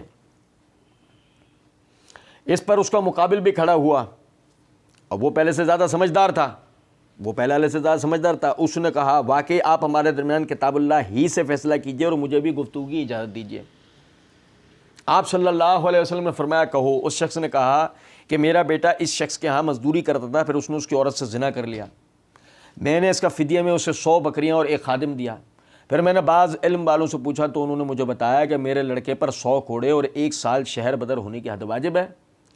حضرت صلی اللہ علیہ وسلم نے اس پر فرمایا والذی نفسی بیدیہ لأقضین بینکما بکتاب اللہ. بکتاب اللہ صحیح ہے. نبی صلی اللہ علیہ وسلم نے فرمایا اس ذات کی قسم جس کے ہاتھ میں میری جان ہے میں تمہارے درمیان کتاب اللہ کے مطابق فیصلہ کروں گا. 100 بکریاں اور خادم تمہیں واپس کرنے ہوں گے اور تمہارے بیٹے کو 100 کوڑے لگائے جائیں گے اور 1 سال کے لیے اسے جلا وطن کیا جائے گا. اور اے انیس صحابی تھے، انہوں نے کہا صبح کو اس کی عورت کے پاس جانا، اگر وہ زنا کا اقرار کر لے تو اسے رجم کر دینا. وہ شادی شدہ تھی نا، اسے رجم کر دینا. چنانچہ وہ صبح کو اس کے پاس گیا اور اس نے اقرار کر لیا تو ان تمام صحابہ نے اس کو رجم کر دیا. اب میری بات توجہ سے سنیں. نبی صلی اللہ علیہ وسلم کو اس نے کہا میں آپ کو اللہ کی قسم دیتا ہوں آپ ہمارے درمیان فیصلہ کرو گے اللہ کی کتاب سے. نبی صلی اللہ علیہ وسلم نے فرمایا اس ذات کی قسم جس کے حق میں میری جان ہے میں تمہارے درمیان فیصلہ کروں گا اللہ کی کتاب سے. شادی شدہ کے لیے کیا حکم بتایا کہ اس کو رجم کر دو. مرزا جی ہمارے سامنے بیٹھے ہوتے تو ہم مرزا جی سے کہتا ہے مرزا جی کھولو 2 گتوں کے درمیان کی کتاب کو اور رجم کی آیت قرآن میں سے نکال کے دکھاؤ. رجم کی آیت قرآن میں سے نکال کر دکھاؤ. گو اگر نہ نکال سکو تو اپنے استاد غامدی صاحب کی طرح صاف کہہ دو رجم کا حکم بھی ثابت نہیں ہے. اس پر بھی ہم سے نقد لے لینا، کوئی مسئلہ نہیں ہے، ہم تو اس کے لیے بھی تیار ہیں. تم اتنا بھی بول دو گے تو اس کے بعد اور ہم تمہیں تمہاری دوسری ٹانگ بھی باندھ دیں گے. ابھی تو پہلی باندھی ہے. سنو ذرا بات کو. جب یعنی مرزا جی نے کہا نا لاؤ، اہل سنت کے لوگ کہتے ہیں نکال کے دو ہمیں یاد، ہم صحیح مسلم کھول کے دے دیتے ہیں. مرزا جی ہمیں بیٹھ کے کہتے ہیں نا نکال کے دکھاؤ یاد، تو ہم صحیح مسلم یوں کھول کے دے دیتے ہیں مرزا جی کو. لے اندھے دیکھ لے. سمم بکمن امن فہم لا یاکلون. لے دیکھ کتاب اللہ سے دکھا رہا ہوں. کون ماں کا لال ہے جو کہہ دے نہیں ہے. اور نہیں سمجھے بات کو. اے یار رجم کا حکم ہم نے پڑھا، صحیح بخاری سے پڑھ رہے تھے، کون سا کتاب اللہ میں تھا. لیکن مان رہے ہو کہ کتاب اللہ کا ہے یا نہیں؟ نہیں مانو گے تو دیکھو تمہارے ساتھ ایسے کھیلیں گے جیسے جوکر سرکس میں بال کے ساتھ کھیلتا ہے. کچھ آ رہی ہے سمجھ میں بات یا نہیں؟ گو اگر تم مانو گے تو پھر تم آیت رضات کے لیے یہ کہہ رہے ہو کہ ہم تمہیں نکال کے دیں. کیا نکال کے دیں؟ اٹھاؤ صحیح مسلم پڑھ لو، یہ نہیں موجود. کیسے نے کہا تعریف ہو گئی. سمجھے ہیں بات کو یا نہیں؟ اچھا جی. پھر اس کے بعد ذرا غور کیجئے گا. مرزا جی کہتے ہیں کہ تو یہ بتایا میں قرآن میں کہاں آیت لکھی ہوئی ہے؟ مرزا جی وہیں لکھی ہوئی ہے جہاں پہ رجم کا حکم لکھا ہوا ہے، اسی کے نیچے. تم نکال دو رجم کا حکم، نکال دو، وہیں نیچے ہوگا یہ انشاءاللہ. کہتے ہیں کہ وہ منسوخ والا مسئلہ ختم ہو گیا. ہم کہتے ہیں اہل سنت کے علماء سے مہربانی کرو آیت نکال دو. علی علیہ السلام نقوی نے کہا یہ تو بہت ہی خطرناک آپ نے بات بتائی ہے، تو بہت ہی خطرناک آپ نے بات بتائی ہے. مرزا جی کے مقلدین کی جناب میں ہماری مؤدبانہ گزارش ہے، واقعی یہ خطرناک بات ہے. اب بھی اگر آپ سمجھ رہے ہو یہ آدمی ایک سیدھا مسلمان ہے اور آپ یہ سمجھتے ہیں کہ آدمی ایک اہل سنت ہے، آپ یہ سمجھتے ہیں آدمی راہ راست کے اوپر ہے، تو نہیں، یہ بہت خطرناک بات ہے. آپ کا یہ سوچنا آپ کے لیے بہت خطرناک ہے. مرزا جی نے کہا بہت، اور صحیح مسلم میں ہے. یہ مولوی ضعیف بھی نہیں کر سکتے. یہ مولوی بہت ساری انگلیاں ایسے میری طرف آ گئیں. یہ مولوی یہ ضعیف بھی نہیں کر سکتے. اصل میں مرزا جی سمجھے نہیں، تم ضعیف ہو اور یتیم ہو. ضعیف فی الروایہ اور یتیم فی العلم. اب بھائی میرے اور نہیں سمجھے بات کو, تم ضعیف ہو, تم یتیم ہو, اور کذاب تو ہم تمہیں کہہ نہیں رہے کہ ہمارے پیر صاحب کا طریقہ نہیں ہے. وہ کسی اور وقت کہہ دیں گے, ابھی ذرا علمی بات چل رہی تو نہیں کہہ رہے, ان کا احترام یاد آ گیا ذہن. ہمارے پیر صاحب, کوئی بھائی ٹینشن میں نہ آ جانا, ہمارے پیر صاحب امام بخاری ہیں, کوئی ٹینشن میں نہ آ جانا کہ یار ان کی بھی کوئی آ گیا نا پیری مری امام بخاری. اچھا جی, وہ کہتے ہیں کہ جی یہ مولوی ضعیف بھی نہیں کر سکتے, نہیں ہمیں ضرورت ہی نہیں, یہ ایسا مرزا جی ہمارے سامنے بیٹھے ہوئے تو نا ہماری آنکھوں میں آنکھیں ڈال کے تو بول نہیں سکتے تھے, ادھر ادھر دیکھ کے بولتے, یہ مولوی ضعیف بھی نہیں ثابت کر سکتے. ہم کہتے ہیں ادھر تو دیکھو, یہ چپ ہو جاتے, یہ مولوی ضعیف بھی ثابت ہمیں ضرورت ہی نہیں. مرزا جی تم ہی بولو گے, تم کنڈی کھولو گے, نہیں سمجھے بات کو. کہتے ہیں میرے پاس ترمذی ابو داؤد کی روایتیں بھی ہیں جن کو البانی اور شیخ زبیر علی دئی صحیح کہتے ہیں. اچھا سنیے ذرا بات کیا ہے کہ وہ جو صحیح مسلم والی یہ جو جن کو البانی اور شیخ زبیر وغیرہ نے صحیح کہہ رکھا ہے ترمذی اور ابو داؤد والی, وہ تو ہم ابھی اس کو دیکھیں گے. مرزا جی کہتے ہیں علی علیہ السلام نے کہا نہیں اس کا جواب آپ بتائیں نا. یہ تو پھر اس کا جواب, کس کا جواب, وہ جو وسوسہ آپ نے دیا ہے اس کا جواب آپ بتائیں نا. تو مرزا جی نے فوراً کہا میں کیا جواب دوں گا, ان سے پوچھیں نا جو علماء ہے.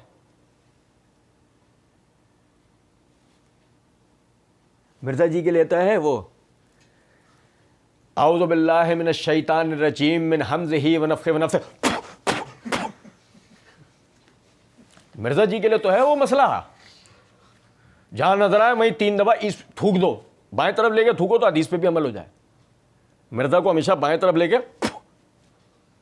اعوذ باللہ پڑھو تاکہ حدیث کے اوپر بھی, نہیں سمجھے ہیں بات کو. کیا تعارف ہے مرزا جی کا؟ مرزا جی کا تعارف یہ ہے, مرزا جی نے کہا میں کیوں بتاؤں, بلکہ میں کیا جواب دوں گا, ان سے پوچھے نا جو علماء ہیں, آپ پوچھ لیتے. مرزا جی کے الفاظ مرزا جی کے بتا دیتے, اس لیے فتنہ میں ہوں نا. جواب کیوں نہیں دے رہے؟ اس لیے فتنہ میں ہوں نا, تو اس لیے مجھے بڑا فتنہ سمجھتے ہیں نا, سمجھے.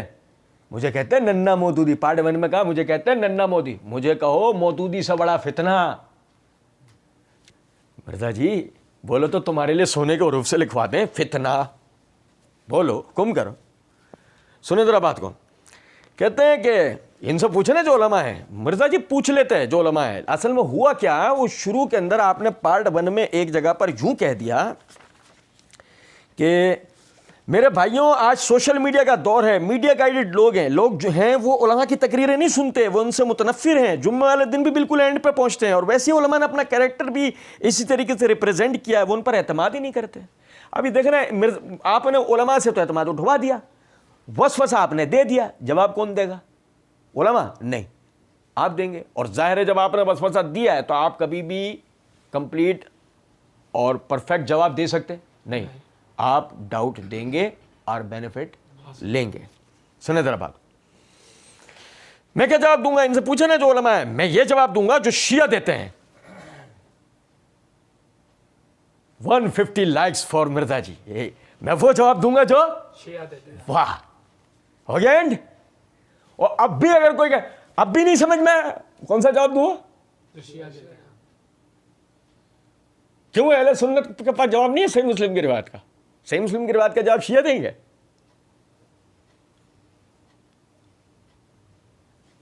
سمجھو, ایک محرم نے, ایک نقطے نے محرم سے 3 نقطوں نے, نہیں سمجھے بات کو, 3 نقطے تھے. کہاں ہوتے ہیں؟ شین کے اوپر ہوتے ہیں 3 نقطے. 3 نقطے نے کیا بنایا ہے؟ محرم سے مجرم. سنو ذرا بات کو. کہتے ہیں میں جواب دوں گا جو شیعہ دیتے ہیں. دو, اب دے رہے ہیں جواب. سنو, میں یہ کہتا ہوں کہ یہ جو کہہ رہے کہ وہ, اور اس میں الفاظ کتاب اللہ بھی نہیں ہے, ورنہ تو یہ کہتے تھے شریعت میں پڑھی جاتی تھی, اس میں قرآن میں بھی پڑھی جاتی تھی, تعویل بھی نہیں ہو سکتی, کتاب اللہ میں پڑھی جاتی تھی نا. تو یہ کہتے ہیں کتاب سے شریعت کے لیے بھی, اگر کتب علیکم الصیام شریعت, وہ کہتے ہیں شریعت میں بھی پڑھی جاتی. سمجھ میں آیا؟ سمجھ میں آ رہا ہے جو میں نے کہا تھوڑی دیر پہلے؟ ظاہر ہے آپ جواب ایسا دیں گے جو ڈاؤٹ کو توڑ نہ پائے, ڈاؤٹ اپنی جگہ قائم رہے, سننے والے کو تاثر جائے کہ یہ واقعی ہمارا مسئلہ ہے اور ہمارے پاس اس کا کوئی جواب جبکہ اللہ کا فضل و کرم سے صحیح مسلم کی روایت کی حقیقت میں نے آپ بھائیوں کے سامنے رکھی کہ وہ مسئلہ کیا ہے. چلے کوئی بات ہے. اب مرزا جی جواب دے رہے ہیں. اب مرزا جی کا جواب ایک دفعہ پھر میں پڑھ کے سنا رہا ہوں. میں کیا جواب دوں گا؟ ان سے پوچھے نا جو علماء ہیں. میں یہ جواب دوں گا جو شیعہ دیتے ہیں. میں کہتا ہوں کہ یہ جو کہہ کہ وہ اور وہ اس میں الفاظ کتاب اللہ بھی نہیں ہے، ورنہ تو یہ کہہ دیتے شریعت میں پڑھی جاتی تھی، اس میں ہے قرآن میں پڑھی جاتی ہے، تعویل بھی نہیں ہو سکتی. کتاب اللہ میں پڑھی جاتی تھی نا، تو یہ کہتے ہیں کتاب سے شریعت کے لیے بھی. اگر کتب علیکم الصیام شریعت، وہ کہتے ہیں شریعت میں پڑھی جاتی ہے، اس میں قرآن ہے. شکر ہے قرآن ہے. توانو میں 10 بھی سکھدا قرآن میں پڑھی جاتی تھی. کہیں جواب آ رہا ہے؟ آئے گا بھی نہیں. بس یہ مرزا جی چلا رہے ہیں. اور سنیں ذرا بات کو. تو اس کی ہم یہ تعویل کرتے ہیں. یہ جواب شروع ہوا. اس کی ہم تعویل کرتے ہیں. جو میں نے انٹرویو کیا تھا 1 to 1 مولانا اسحاق صاحب سے، سپیرے سے، اس جنگل سے اس سانپ کو وہی تو پکڑ کے لایا تھا بین بجا کے. میں نے انٹرویو کیا تھا 1 to 1. او ہو دیکھ تو لو کتنی بڑی سیلیبریٹی کا نام لیا میں نے. انٹرویو کیا تھا 1 to 1 مولانا اسحاق. او ہو جو بڑا نام لے دیا. دلیل آ گئی. دلیل ہمارے تو سر نیچے ہو گئے. واہ بھائی، فرط جذبات سے ہم اپنے اندر سما نہیں پا رہے. ہم سامنے ہوتے تو ہم کہتے کون ہے اسحاق، کون ہے تو بے، کون سا 1 to 1 انٹرویو، کون سی تعویل، کون سا جواب تو اسحاق والا دے گا. منہ مسور کی دال، وہ بھی جلی ہوئی. شکلیں دیکھیے تم دونوں نے اپنی. جواب دو گے الف کے نیچے سرے سے اوپر سرے تک الف بنتا کیوں ہے تم یہ نہیں بتا سکتے، تم جواب دو گے. میں اے یار سنو ذرا بات کو. میں تو اس کی ہم یہ تعویل کرتے ہیں جو میں نے انٹرویو کیا تھا 1 to 1 مولانا اسحاق صاحب سے. میں نے ان کو بھی اس پہ کہا تھا، انہوں نے بھی یہ روایت پیش کی. میں نے کہا آپ اس کی بھی تعویل کریں نا. حدیث مسلسل. اور نہیں سمجھے بات کو. اسحاق خناس نمبر 1، راوی جہلمی خناس نمبر 2، راوی نقوی خناس نمبر 3. خناسوں کی روایت میں تسلسل دیکھو ذرا، تسلسل. خناس نمبر 3 نے خناس نمبر 2 سے کہا کہ جی نہیں آپ اس کا جواب دیں نا. خناس نمبر 2 اپنا زمانہ بتا رہا ہے. میں نے ان سے کہا تھا آپ اس کی تعویل کریں نا. کیسی مماثلت ہے خناسوں میں، کیسی مماثلت ہے خناسوں میں. نہیں سمجھے ہو کچھ بات کو. اور آپ دیکھیں ذرا، اب خناس نمبر اول پہ کہانی گئی. روایت کدھر پہنچ گئی؟ تعویل کی روایت کہاں پہنچ گئی؟ لوگ مجھے آئیکن کہتے ہیں، اور آئیکن نے انٹرویو لیا مولانا اسحاق کا. ایک آئیکن دوسرے آئیکن پہ. سنو ذرا بات گئی. تو انہوں نے کہا اس کی بھی تعویل کریں گے. اچھا اب ہمیں دیکھنا ذرا.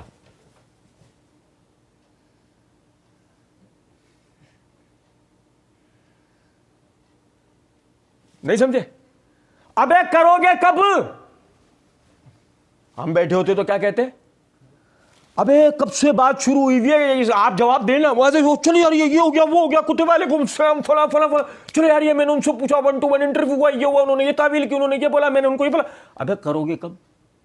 کرو نہیں. وہ اصل میں مسئلہ یہ ہے، وسوسہ دماغ اور دل میں گھر کرنے میں وقت لیتا ہے. یہ کوئی اللہ کے اتاری ہوئی ہدایت یا گمراہی نہیں ہے جو یوں اسٹیمپ کی طرح چپک جاتی ہے فوراً.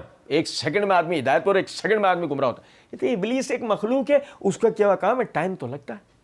تو وہ بینیفٹ لینے کے لیے نا اس کو کھینچ رہے ہیں کہ پہلے وسوسہ پکا ہو جائے دماغوں کے اندر. نفسیات اعتبار سے وسوسہ پکا ہو جائے. اب وہ تعویل، اس کی بھی ہم تعویل کریں گے. کون کہہ رہے ہیں؟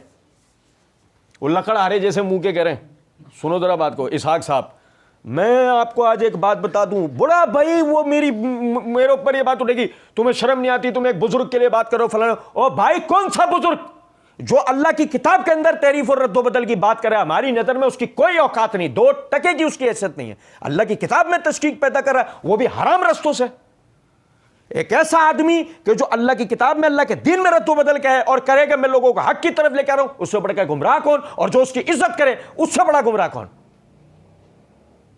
یہ سمجھو ذرا بات کو. بے شرم لوگ ہیں یہ. وہ کہنے لگے کہ آپ اس کی تعویل کیا کریں؟ تو انہوں نے کہا اس کی بھی تعویل ہی کریں گے ہم. کہ قرآن کی تفسیر میں پڑھی جاتی تھی، قرآن کی تفسیر میں پڑھی جاتی تھی. یعنی کوئی کسی نے قرآن لکھا، اس کے نوٹس میں لکھ دیا کسی نے قرآن لکھا اس کے نوٹس میں لکھ دیا.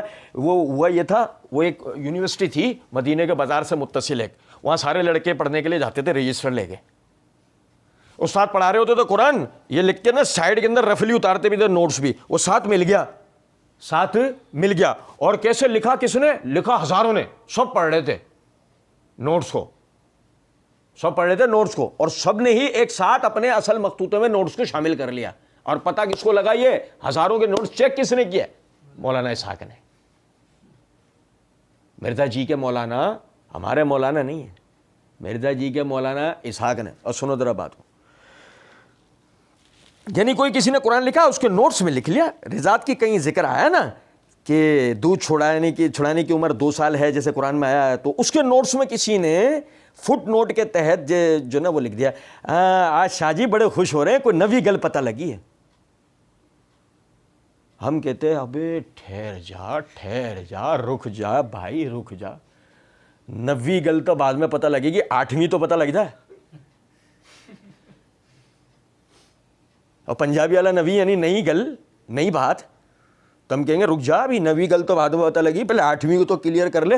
کہاں گیا وہ نوٹ فٹ نوٹ فلانے ڈھمکے ہو گئی, کہاں ہے وہ صحیح مسلم کی روایت میں؟ تو اللہ اور اس کے رسول اور سلف کا فہم بتانے بیٹھا تھا, یہ کون سی نکل کے آ رہی ہے بات ہے. کیا ہو گیا بھائی کہ بھائی نوٹ, وہ کسی نے فٹ نوٹ لکھ کے لگاتے تھے کسی نے, اور وہ کہہ رہے ہیں کہ روایت کے اندر جو الفاظ ہیں ہم اسے قرآن میں پڑھتے تھے. اور مرزا نے کہہ کے پتہ ہے کیا شروع کیا تھا, میں صحیح مسلم سے آپ کو روایت بتا سکتا ہوں 100% یقینی طور پہ تحریف کی. تو جو 7 نوٹ لگے ہوئے تھے وہ تحریف کے نوٹ تھے یا اضافی نوٹ تھے؟ جو 7 لگے ہوئے تھے وہ تحریف کے نوٹ تھے یا اضافی نوٹ تھے؟ یہ جو اضافی نوٹ لگے ہوئے ہوتے ہیں انہیں تحریف کہا جاتا ہے. ابھی ہم نے تحریف کی تعریف پڑھی کہ تحریف الکلام کا مطلب کیا ہے, کلام کو اس کے معنی مفہوم سے بدل دینا. تو یہ فٹ نوٹ جو ہے تشریح ہوتا ہے یا کلام کو ان کے معنوں سے بدل دینا ہوتا ہے؟ کیا مرزا جی کو سننے والے ہیں, یقین کریں آپ, اگر میں بس اللہ سے معافیت ہی مانگتے ہیں, یقین کریں یہ تو اللہ کی دی ہوئی بصیرت ہے. ورنہ یہ جس طرح کے چنڈال ہیں, جس طرح کے سامری جادوگر ہیں کہ پھینکتے ہزار بندے اور دکھاتے سانپ ہیں, پھینکتے ہزار بندے اور دکھاتے کیا ہیں, سانپ. سنو ذرا بات کو. اور لطف کی بات یہ ہے کہ مرزا جی کہہ رہے ہیں شاہ جی بڑے خوش ہو رہے ہیں, کوئی 9ویں گل پتہ لگ گیا. بھائی شاہ جی اس لیے خوش ہو رہا ہے کہ جو تو گمراہ کرنے کے مشن پہ بیٹھا ہوا تھا تیرا کام ہو رہا ہے. لڑکے پہ انویسٹمنٹ اچھی لگی تھی یار, لڑکے پہ پیسہ پن نے اچھا لگایا تو لڑکا کام کر کے دکھا رہا ہے. شاہ جی اس لیے خوش ہو رہا ہے. 9ویں گل پتہ نہیں لگی تو تم پرسوں سے رات سے ہی بیٹھ کے سب بنا رہے ہو 9ویں گل. سنو ذرا بات. علی علیہ السلام نے کہا عجیب سی بات ہے. مرزا جی نے کہا نقوی صاحب, عجیب سی بات ہے نقوی صاحب. مرزا جی نے کہا نقوی صاحب ایتھے جناب ہر گلی نبی ہے انشاءاللہ, نیوٹن تے آئنسٹائن نو ڈگری دی لوڑ نہیں ہوندی. اے ڈگریاں تے نیوٹن نے آئنسٹائن نے ہوندیاں نے. نیوٹن 8ویں کلاس میں اسکول سے بھاگ گیا تھا.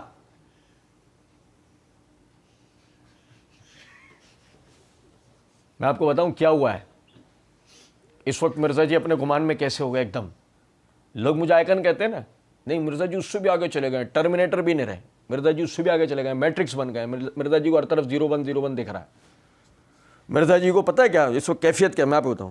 مرزا جی پتہ ہے کیا سمجھ رہے ہیں, ایک ہوتا ہے اندھوں میں کانا راجا, اور ایک ہوتا ہے دنیا میں آنکھ والے ہی کوئی نہیں ہے, اور ان میں ایک اکیلا دجال ایک آنکھ والا گھوم رہا ہوں. کوئی سمجھے میری بات؟ مرزا جی اپنے آپ کو صرف دنیا میں اب آنکھ والا ایک میں اکیلا دجال بچا ہوں جس کی پیشانی پر ایک انگور کے دانے کی ابھری ہوئی آنکھ ہے اور ماتھے پہ کاف الف فے رے لکھا ہوا اور دن دناتا ہوا دجال گھوم رہا ہے. بتاؤ میرے ہاتھ میں کیا ہے؟ علی علیہ السلام نقوی اسپارکل ٹوتھ پیسٹ. سنو ذرا بات کو. کوئی اس بدبخت شاہ جی سے پوچھے تو کس بات پہ خوش ہو رہا ہے؟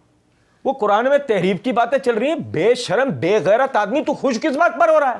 تیرے ایمان کی طرح بے شرمو. وہ جتنے تم سارے ادھر یہ بیٹھے ہوئے, تم ادھر لائن بنا کے یہاں بیٹھ کے تم قرآن میں تحریفات رد و بدل کی بحثیں چل رہی ہیں تمہارے درمیان میں.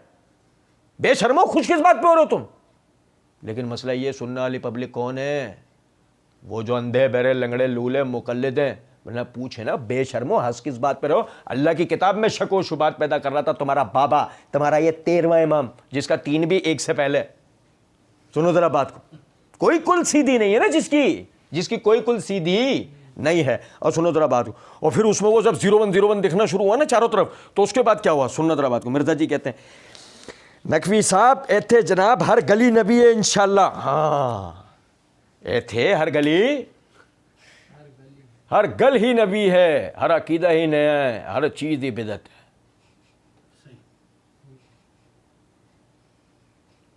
ہمارا بھی علم کلام شروع ہی کہاں سے ہوتا ہے؟ الف سے. اب پہنچتے ہی ڈائریکٹ یہ پر ہے. سنیں ذرا بات کو بھائی, کوئی مرزا مطلب ایسی کوئی سوچنا کہ ایتھے کوئی نگوے ایتھے جناب ہر گلی نبی ہے. ابھی کوئی پوچھے مرزا جی سنا نہیں, تمہیں خود بھی نہیں لگتا کہ ہر بات انوکھی ہے؟ آج تحریف تک کا بھی مسئلہ نکلا. بے شرمو, تمہیں اب بھی اس آدمی کا گمراہ ہونے کا کچھ اندازہ ہوا؟ ہر بات نہیں کر رہا ہے, انوکھی کر رہا ہے. چلو آگے چلیں. نیوٹن تے آئنسٹائن نو ڈگری دی لوڑ نہیں ہوندی. او نیوٹن آئنسٹائن کی قبروں سے چیخوں کی آواز آ رہی ہے, چلا رہے ہیں کھول دو, جانے دو, میں چھوڑ دو, معاف کر دو, میں اللہ کے واسطے ہمارے کانوں میں روٹ گھس, ہمارے کان پھاڑ دو, یہ قبر بند کر دو, اس پہ ایٹم بم گرا دو. نام کسی نے لیا ہے؟ موچی نے. نام کس نے لیا جس کی اوقات کیا ہے؟ موچی کی اوقات. کہہ رہا ہے نیوٹن تے آئنسٹائن نو ڈگری دی لوڑ نہیں ہوندی, اے ڈگریاں تے نیوٹن تے آئنسٹائن تے ہوندی ہیں. ڈگریاں کس پہ ہوتی ہیں؟ ہمارے بھائیوں نے ترجمہ کر کے دیا, یہ غلط بھی ہو سکتا ہے, بہرحال یہ پنجابی ہے بھائی. اس کے اندر دیکھو نا, اس میں تو میں غلطی کرنے کا حقدار ہوں. ایک بات ہے, یہ تو کوئی وہ مسئلہ نہیں ہے. کہتے ہیں 8ویں کلاس میں اسکول سے بھاگ گیا تھا. کون؟ آپ کو لگا ہوگا مرزا ہے نا. نہیں, آپ کو ایسا لگا ہوگا, مجھے تو یقین کریں جب پڑھا تھا جب بھی نہیں لگا تھا. میں تو کہتا ہوں کبھی اسکول گیا ہی نہیں تھا. کہ اتنی فاش غلطیاں نہیں کرتا آدمی. اسکول کی شکل بھی دیکھو نا, اسکول کے گیٹ کے سامنے سے بھی گزرو نا, او ہو اسکول, اور ایسے نکل گیا.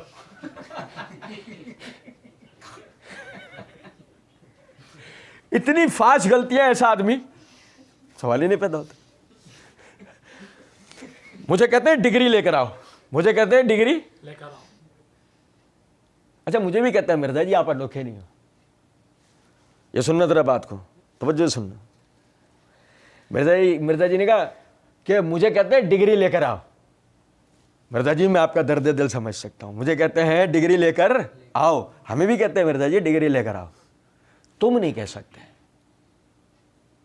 تم جیسے ہم تمہیں نہیں کہیں گے ڈگری لے کر آؤ, لیکن ہم تمہاری ساری ڈگریاں گھما دیں گے.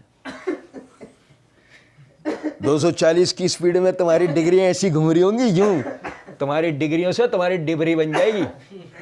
سنو ذرا بات کو, یوں گھوم رہے ہو تم ایسے. سنیں توجہ سے بات. کہتے ہیں مجھے کہتے ہیں ڈگری لے کر آؤ. ہم کہتے ہیں نیوٹن کے پاس کون سی ڈگری ہے؟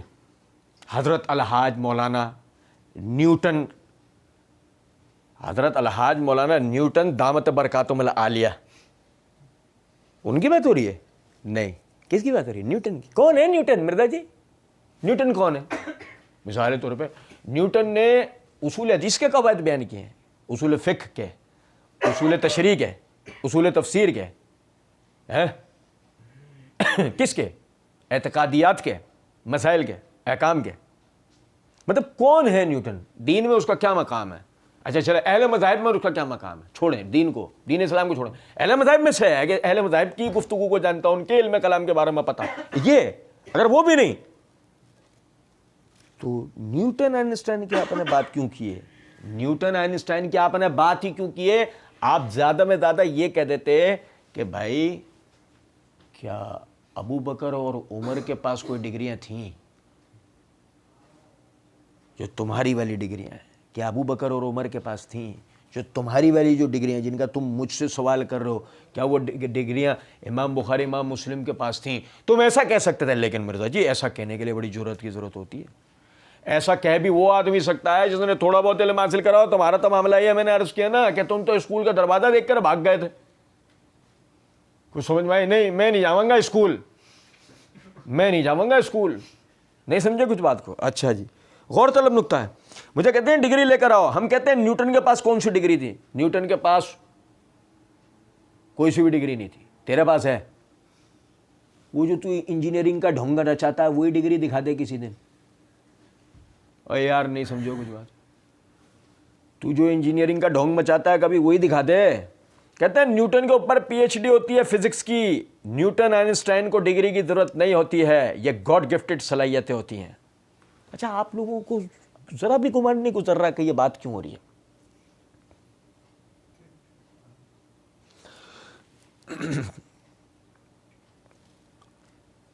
ورلڈ کی سب سے عظیم پرسنالٹی البانی, سب کانٹیننٹ میں بعض معاملات میں ان سے بھی بڑی پرسنالٹی شیخ زبیر. شیخ زبیر کو فون کر کے مرزا کہتا ہے کہ شیخ صاحب فلاں روایت پر جو آپ نے ضعیف ہونے کا حکم لگایا ہے نا, یہ روایت آپ سے ضعیف ثابت تو نہیں ہوئی؟ مجھے بھی تو علمی بحث پڑھ کے پتہ چل گیا نا. یہ مرزا جی یہاں تک پہنچ گئے, یہاں تک پہنچ گئے مرزا جی. اب مرزا جی نے نیوٹن آئنسٹائن کو بہت پڑھا ہوگا, مثال ہے اگر کبھی گئے ہو واقعی میں تو بڑا اب دماغ میں نیوٹن آئنسٹائن بسے ہوئے تھے. تو اب نیوٹن آئنسٹائن سے بڑے ہو گئے ہیں مرزا جی, بلکہ کم از کم برابر تو پہنچ گئے ہیں ڈگری نہ ہونے کی صورت میں. لیکن مرزا جی نے ایجاد کیا کیا ہے پتہ ہے آپ کو؟ ڈبری. وہ بھی پہلے دن پھس ہو گئی اور نہیں سمجھے کچھ بات کو. مرزا جی لائے تو یہ کہ کہتے ہیں ہائیڈروجن بوم لے کر آیا ہوں. کیا لے کر آیا ہوں؟ پہلے دن بڑی ذلت کا مرزا جی کو سامنا ہوا ہے. مرزا جی کہتے ہیں یہ گاڈ گفٹڈ صلاحیتیں ہوتی ہیں, اللہ تعالیٰ مبعوث کرتا ہے, قیام کراتا ہے. نیوٹن آئنسٹائن کو, کس کو؟ 12ویں امام کو, کس کو؟ تمہیں. کس کا ذکر چل رہا ہے؟ انبیاء کا نہیں. کس کا ذکر چل رہا ہے؟ کون ہے جو اتنے علمی شگوفے بہارا تھا؟ اللہ ہی مبعوث کرتا ہے, اللہ ہی قیام کراتا ہے. یہ اصطلاحات تو انبیاء کرام علیہم الصلوۃ والسلام کے لیے استعمال ہوتی ہیں. تم اپنے لیے کیوں کر رہے ہو؟ کیونکہ مسئلہ ہے نا, مرزا جی کو مستقبل میں مہدی ہونے کا دعویٰ جو کرنا ہے, مرزا جی کو مستقبل کے اندر 13واں امام ہونے کا دعویٰ کرنا ہے. بالکل مرزا قادیانی کی طرح سٹارٹ لیں گے یہ. جب مرزا قادیانی نے شروع میں مہدی ہونے کا دعویٰ کیا تھا, پہلے تو مجتہد ہونے کا, مجدد ہونے کا دعویٰ کیا, پھر مہدی ہونے کا دعویٰ کیا, پھر مسیح موعود ہونے کا مرزا قادیانی نے دعویٰ کیا. ایسے مرزا جی کریں گے, لیکن ذرا پھونک پھونک کے قدم رکھ رہے ہیں مرزا جی. وہ جس طریقے سے مرزا قادیانی بڑے والے بھائی کی بے عزتی ہوئی تھی, ایسے میری نہ ہو جائے, ذرا میں سنبھل کے چل لوں. تو دیکھیں یہ گاڈ گفٹڈ صلاحیتیں ہوتی ہیں. کس میں؟ اس چائنا کے پیس میں, اس میں یہ گاڈ گفٹڈ صلاحیت ہے. اب کمپنی نے 4 صفحے کی کتاب بھیجی تھی تمہارے ڈبے میں, تم جس ڈبے میں آئے تھے کمپنی نے 4 صفحے کی کتاب بھیجی تھی, اس میں بھی آخری صفحے پہ پتہ لکھا تھا شکایات ہو تو اس صفحے پہ لکھ کے بھیجیں. وہ بھی ڈاک کرنے کا صفحہ تھا, ڈاک میں بھیجنے کا. تمہارے تو کل 3 صفحے آئے تھے, جن میں سے پہلے صفحے پہ تھا ان چیزوں سے بچائیں, دوسرے پہ لکھا ہوا تھا یہ نقص ہو سکتے ہیں, اور تیسری میں لکھا ہوا تھا دودھ پلائیں. سمجھے نہیں؟ یہ گاڈ گفٹڈ صلاحیت ہوتی ہیں. اللہ تعالیٰ مبعوث کرتا ہے, قیام کراتا ہے ایسے لوگوں کا جن کو اللہ تعالیٰ اس گمراہی سے نکالتا ہے. اور حق کی جو ہے نا, وہ جیسے سورہ انبیاء میں آتا ہے نا, ہم حق کو باطل کے اوپر دے مارتے ہیں, اس کا بھیجا نکال دیتا ہے. ایسی توانو دسنیا تے گلاں مجھے بڑے لوگ ای میل کرتے ہیں.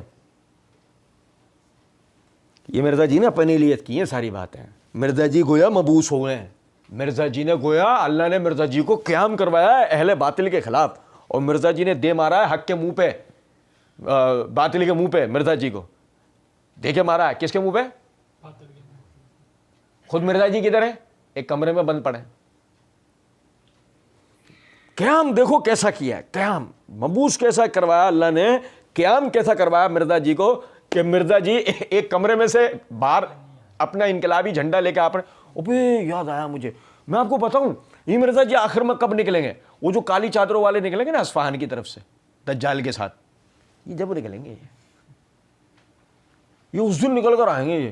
اور وہ بھی بہت ممکن ہے اس دن تو داڑھی منڈا کر آ رہا ہو, دیکھنے والے اس کو قریب کے وہ پہچانو بھائی یہ سارا مرزا.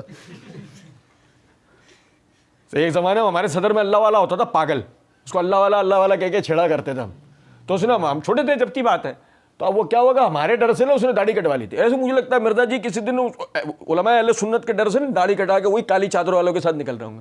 اور بالکل آخر میں کس کے ساتھ پائے جائیں گے؟ داعش کے ساتھ. سب سے آخر میں کس کے ساتھ ہوں گے مرزا جی؟ داعش کے ساتھ کھڑے ہوں گے, کیونکہ تکفیری ذہنیت تو ہے مرزا جی کی, اس میں دو رائے نہیں ہے. اچھا جی, اور حق کے جو ہے نا وہ جیسے سورہ انبیاء میں آتا ہے. اچھا مرزا جی کہتے ہیں مجھے بڑے لوگ ای میل کرتے ہیں، جب بھی میں ان کو مسلم کی حدیث بھیجی ہے اس کے بعد تحریف قرآن پہ مجھے ای میل کا جواب بھی نہیں آیا۔ مجھے لوگ تحریف قرآن کے مسئلے پہ ای میل بھیجتے ہیں، یعنی کیا مطلب کہ فلاں کا تحریف قرآن کا عقیدہ ہے، آپ اس کے اوپر کیوں نہیں بات کرتے ہیں؟ تو مرزا جی جواب میں صحیح مسلم کی روایت بھیج دیتے ہیں۔ تو بقول مرزا جی کے اس کے بعد تحریف قرآن پہ مجھے ای میل کا جواب کبھی نہیں آیا۔ ہم کہہ رہے ہیں مرزا جی صحیح مسلم کی روایت لے کے ہمارے ساتھ بیٹھ جاؤ نا۔ ہم مرزا جی کے وہ اوپن چیلنج دے رہے ہیں، صحیح مسلم کی روایت لے کے مرزا جی آپ ہمارے ساتھ بیٹھ جاؤ نا، گاڈ گفٹڈ صلاحیت ہے آپ کے اندر، مبعوث آپ کر دیے گئے، قیام آپ کا کرا دیا گیا، اور آپ کو باطل کے منہ پر آپ کو حق دے مارا، بھیجا مارا، نکال دیا، ہو گئی نا ساری باتیں۔ ہم تو سب تسلیم کر رہے ہیں، ہم نے تو بے وجہ آپ کو مان لیا، بھائی آپ ہمارے لیے جان پہ ٹرمینیٹر ہیں، مسئلہ ہی نہیں ہے، آپ ہمارے ساتھ بیٹھ جائیں، صحیح مسلم کی روایت کو لے کے ہمارے ساتھ بیٹھ جائیں۔ یقین کریں مرزا جی نے کہا نا آج تک نہیں آیا کسی کا، ہم تسلیم کر لیں گے۔ مرزا جی کہتے ہیں تو میں نے ثاقب اکبر صاحب سے بھی بات کی تو انہوں نے کہا بالکل یہ باطل عقیدہ ہے۔ ثاقب اکبر صاحب نے کہا یہ کیا ہے؟ باطل عقیدہ ہے۔ مرزا جی نے تعارف کرایا، وہ شیعہ عالم دین ہیں پاکستان لیول کے، جنہوں نے کتاب لکھی ہے پاکستان کے دینی مسلک۔ ثاقب اکبر صاحب شیعہ عالم ہیں پاکستان لیول کے، انہوں نے کتاب لکھی ہے پاکستان کے دینی مسالک۔ وہ کہتے ہیں ہم ان ساری روایتوں کو یہ مانتے ہیں یہ قرآن کی تفسیر میں فٹ نوٹ کے ساتھ تھی۔ انہوں نے کہا یہ عقیدہ کیا ہے؟ باطل۔ ٹھیک ہے، میں ایک دفعہ اپنے ایک جملے میں بات دہرا دیتا ہوں، ہم چاہتے نہیں تھے اس کے اوپر بات کرنا، لیکن چونکہ مرزا جی نے ہمیں اس کے لیے مجبور کیا تو ہم یہاں توجہ دلائیں گے اس بات کی طرف، جن لوگوں نے مرزا جی کو ریکروٹ کیا اور جن لوگوں نے مرزا جی کو خدا نہ خواستہ اہل سنت کے خلاف اس عقیدے کو سر مارنے کی کوشش کی، تو مجبوراً ہمیں اپنے دفاع کے اندر یہ بات کرنی پڑ رہی ہے۔ یہ میرے ہاتھ میں کتاب ہے فصل الخطاب، یہ شیخ مرزا حسین نوری تبریسی کی لکھی ہوئی کتاب ہے، جسے اہل تشیع کے ہاں خاتمۃ المحدثین کا لقب حاصل ہے، مجتہد کا لقب حاصل ہے۔ کچھ بات آ رہی ہے سمجھ میں؟ نہیں؟ وہ اپنی اس کتاب فصل الخطاب کے جلد نمبر 1 کے صفحہ نمبر 260 کے اوپر کہتے ہیں، جو مرزا جی نے شروع میں کہا نا کہ لیکن روایتوں کا، اگر ان کی کتابوں میں آئی ہوئی روایتوں کو وہ ضعیف کہتے ہیں، جیسے شیعت کے مقدمے میں حسینی صاحب نے لکھا ہے، شیعہ تحریف قرآن کے اپنے عقیدے میں موجود دلائل کی جو روایات ہیں ان کو سب کو ضعیف کہتے ہیں۔ یہ فصل الخطاب میرے ہاتھ میں ہے، سنیے گا ذرا بات کو، اس کی جلد نمبر 1 کا یہ صفحہ نمبر 260 ہے۔ وہ لکھتے ہیں قال السید المحدث الجزائری فی الانوار وما معناہ ان الاصحاب قد اتفقوا على صحة الاخبار المستفیضة بل المتواتر الدالة بصریحها على وقوع التحریف فی القرآن کلاما ومادة واعرابا والتصدیق بها۔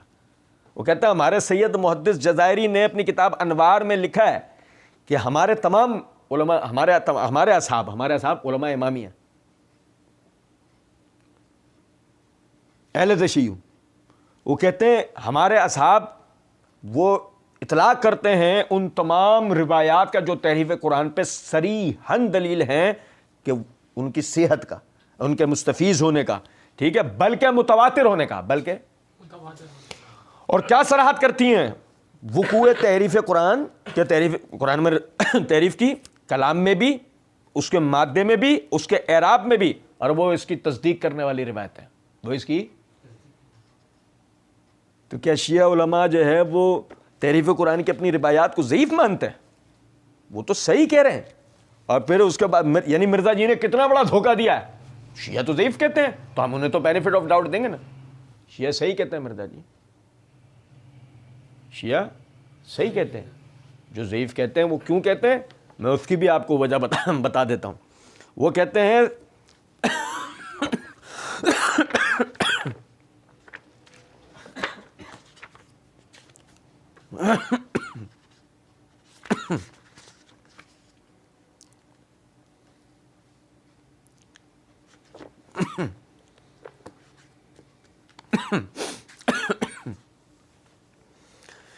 شیخ صدوق وغیرہ نے متقدمین میں اس کا انکار کیا تحریف قرآن کے عقیدے کا. تو مرزا نور تبریسی کہتے ہیں فَمِمَّا يُبَيِّضُ وَضَعَ هَذَا الْكِتَابَ عَلَى التَّقِيَّةِ، انہوں نے جو یہ کتاب لکھی ہے تحریف قرآن کے رد میں، یہ انہوں نے تقیّتاً لکھی ہے. اب مرزا جی اب ہمیں یہ تو بتانے کی ضرورت نہیں ہے نا کہ تقیہ کیا ہے، کہ انہوں نے یہ کتاب تقیّتاً لکھی. تو سمجھیں ذرا اس بات کو. آپ کو جو کہتے ہیں کہ جی تحریف قرآن کا عقیدہ باطل ہے، اس مسئلے میں تمام روایات ضعیف ہیں، وہ تقیّتاً ایسا کہتے ہیں، حقیقتاً ایسا نہیں کہتے. اور جو آپ نے کہا یہ بالکل، وہ ثاقب اکبر صاحب کہتے ہیں بالکل باطل عقیدہ ہے. میں آپ کو بتاؤں باطل عقیدہ ہے. یہی فصل الخطاب، یہی جلد نمبر 1، یہی صفحہ نمبر 535 کے اوپر مرزا نور تبریسی لکھتے ہیں دلیل الرابع کے تحت انہ کان لامیر المؤمنین علیہ السلام قرآنا مخصوصا، کہ بے شک کہ امیر المومنین علیہ السلام کون؟ سیدنا علی بن ابی طالب رضی اللہ تعالیٰ عنہ کہتے ہیں امیر المومنین علیہ السلام کا قرآن مخصوص تھا. جمعہ بنفسہ بعد وفات رسول اللہ صلی اللہ علیہ وسلم، جو انہوں نے نبی صلی اللہ علیہ وسلم کی وفات کے بعد جمع کیا. وعرضہ علی القوم، انہیں صحابہ پہ پیش کیا. فاعرضوا عنہ، وہ انہوں نے اس سے منہ پھیر لیا. فحجبہ عن اعینہم، تو حضرت علی نے ان کی نظروں کے سامنے سے ہٹا لیا. وکان عند ولدہ علیہم السلام یتوارثہ امام عن امام، وہ ان کے اولاد در اولاد اماموں میں چلتا ہوا آیا. کسائر خصائص الامامہ، کہ جس طرح ساری امامت کے جو خوبیاں اور خصائص تھے وہ ان کے اولادوں در اولادوں ائمہ میں چلتے بائے. وہ خزائن النبوہ، اور نبوت کے خزانے. وہو عند الحجۃ عجل اللہ فرجہ، اور وہ ہمارے 12ویں امام، اللہ ان کی مشکل کو آسان کرے، ان کے پاس ہے. یظہر للناس بعد ظہورہ، اور جب وہ ظاہر ہوں گے تو وہ اصل قرآن کو لوگوں کے سامنے نکالیں گے. وَيَأْمُرُهُمْ بِقِرَأَتِهِ، اور اس وقت وہ اس کی قرأت کا حکم دیں گے. وَهُوَ مُخَالِفٌ لِهَذَا الْقُرْآنِ الْمَوْجُودُ مِنْ حَيْثُ تَأْلِيفِ وَتَرْتِيبِ السُّورِ وَالْآيَاتِ، اور وہ مخالف اس موجود قرآن کے کہ جو کہ تالیف شدہ ہے، کہ جس میں صورتوں کی اور آیتوں کی ترتیب بھی آگے پیچھے کی گئی ہے. بل الکلمات ایضاً، بلکہ کلمات کو بھی اسی طرح کیا گیا. ومن جہت الزیادۃ والنقیصہ، اور اسی طرح اس میں زیادت بھی ہے، اس میں کمی بھی کر دی گئی ہے. وحیث ان الحق مع علی وعلی مع الحق، اور جیسے کہ حق علی کے ساتھ ہے اور علی حق کے ساتھ ہے. ففی القرآن الموجود تغیر من جہتین، تو جو موجود قرآن ہے اس میں 2 طرفہ تغیر واقع ہوا ہے. وہو المطلوب، اور یہی ہم شیعہ کا مطلوب ہے. میں شروع میں عرض کر چکا تھا، ہم خدا نہ خواستہ اس موضوع پہ بات نہیں کرنا چاہتے تھے، لیکن ہماری بدقسمتی یہ ہے کہ ہمیں ہمارے ذمے جو بات لگائی گئی، ہمارے ذمے جو مسئلہ یعنی کہ رکھا گیا کہ جی یہ تو اہل سنت کی کتابوں میں صحیح مسلم کی روایت، وہ تو جب شیعہ جب ضعیف کہتے ہیں تو ہمیں انہیں بینیفٹ آف ڈاؤٹ تو دینا پڑے گا. لو مرزا جی اب تو ہم دیتے ہیں بینیفٹ آف ڈاؤٹ. یہ میرے ہاتھ میں فصل الخطاب ہے، اس کی جلد نمبر 2 کا صفحہ نمبر 358 پہ وہ علامہ مجلسی کے حوالے سے، علامہ باقر مجلسی کے حوالے سے لکھتے ہیں کہ علامہ باقر مجلسی نے اصول کافی کی شرح مرآۃ العقول میں ایک حدیث کی شرح کرتے ہوئے کہا لا یکفی ان ھذا الخبر وکثیر من الاخبار الصحیحہ صریحہ فی نقص القرآن وتغیرہ، اور یہ بات کسی سے پوشیدہ نہیں ہے کہ یہ روایت جس کی وہ شرح کر رہے تھے اور کتنی ہی صحیح روایات ایسی ہیں بقول علامہ مجلسی کتنی ہی صحیح روایات ایسی موجود ہیں جو کہ دلیل ہیں اس پہ کہ قرآن میں کمی اور بگاڑ ہوا ہے. وَعِنْدِي أَنَّ الْأَخْبَارِ فِي هَذَا الْبَابِ مُتَوَاتِرَةٌ مَعَانِي، کہ معنوی اعتبار سے میرے نزدیک یہ روایات متواتر ثابت ہیں. وَتَرَہَا جَمِيعَهَا يُوجِبُ رَفْعَ الْاعْتِمَادِ عَلَى الْأَخْبَارِ رَأْسًا، اور اگر ان پہ اعتماد نہ کیا جائے تو ہم سے تو سب کچھ جاتا رہے گا. بل ظنی ان الاخبار فی هذا الباب لا یکثرون اخبار الامامت، اور میں تو یہ گمان کرتا ہوں کہ یہ جو تحریف کی روایات ہیں یہ امامت کے عقیدے کی روایات کے عین مطابق ہیں. کیف یثبتونها بالخبر، تو اگر تم ان روایات کو ضعیف کہہ کے اس عقیدے کو جھٹلاؤ گے تو تم امامت کے عقیدے کو کیسے ثابت کرو گے؟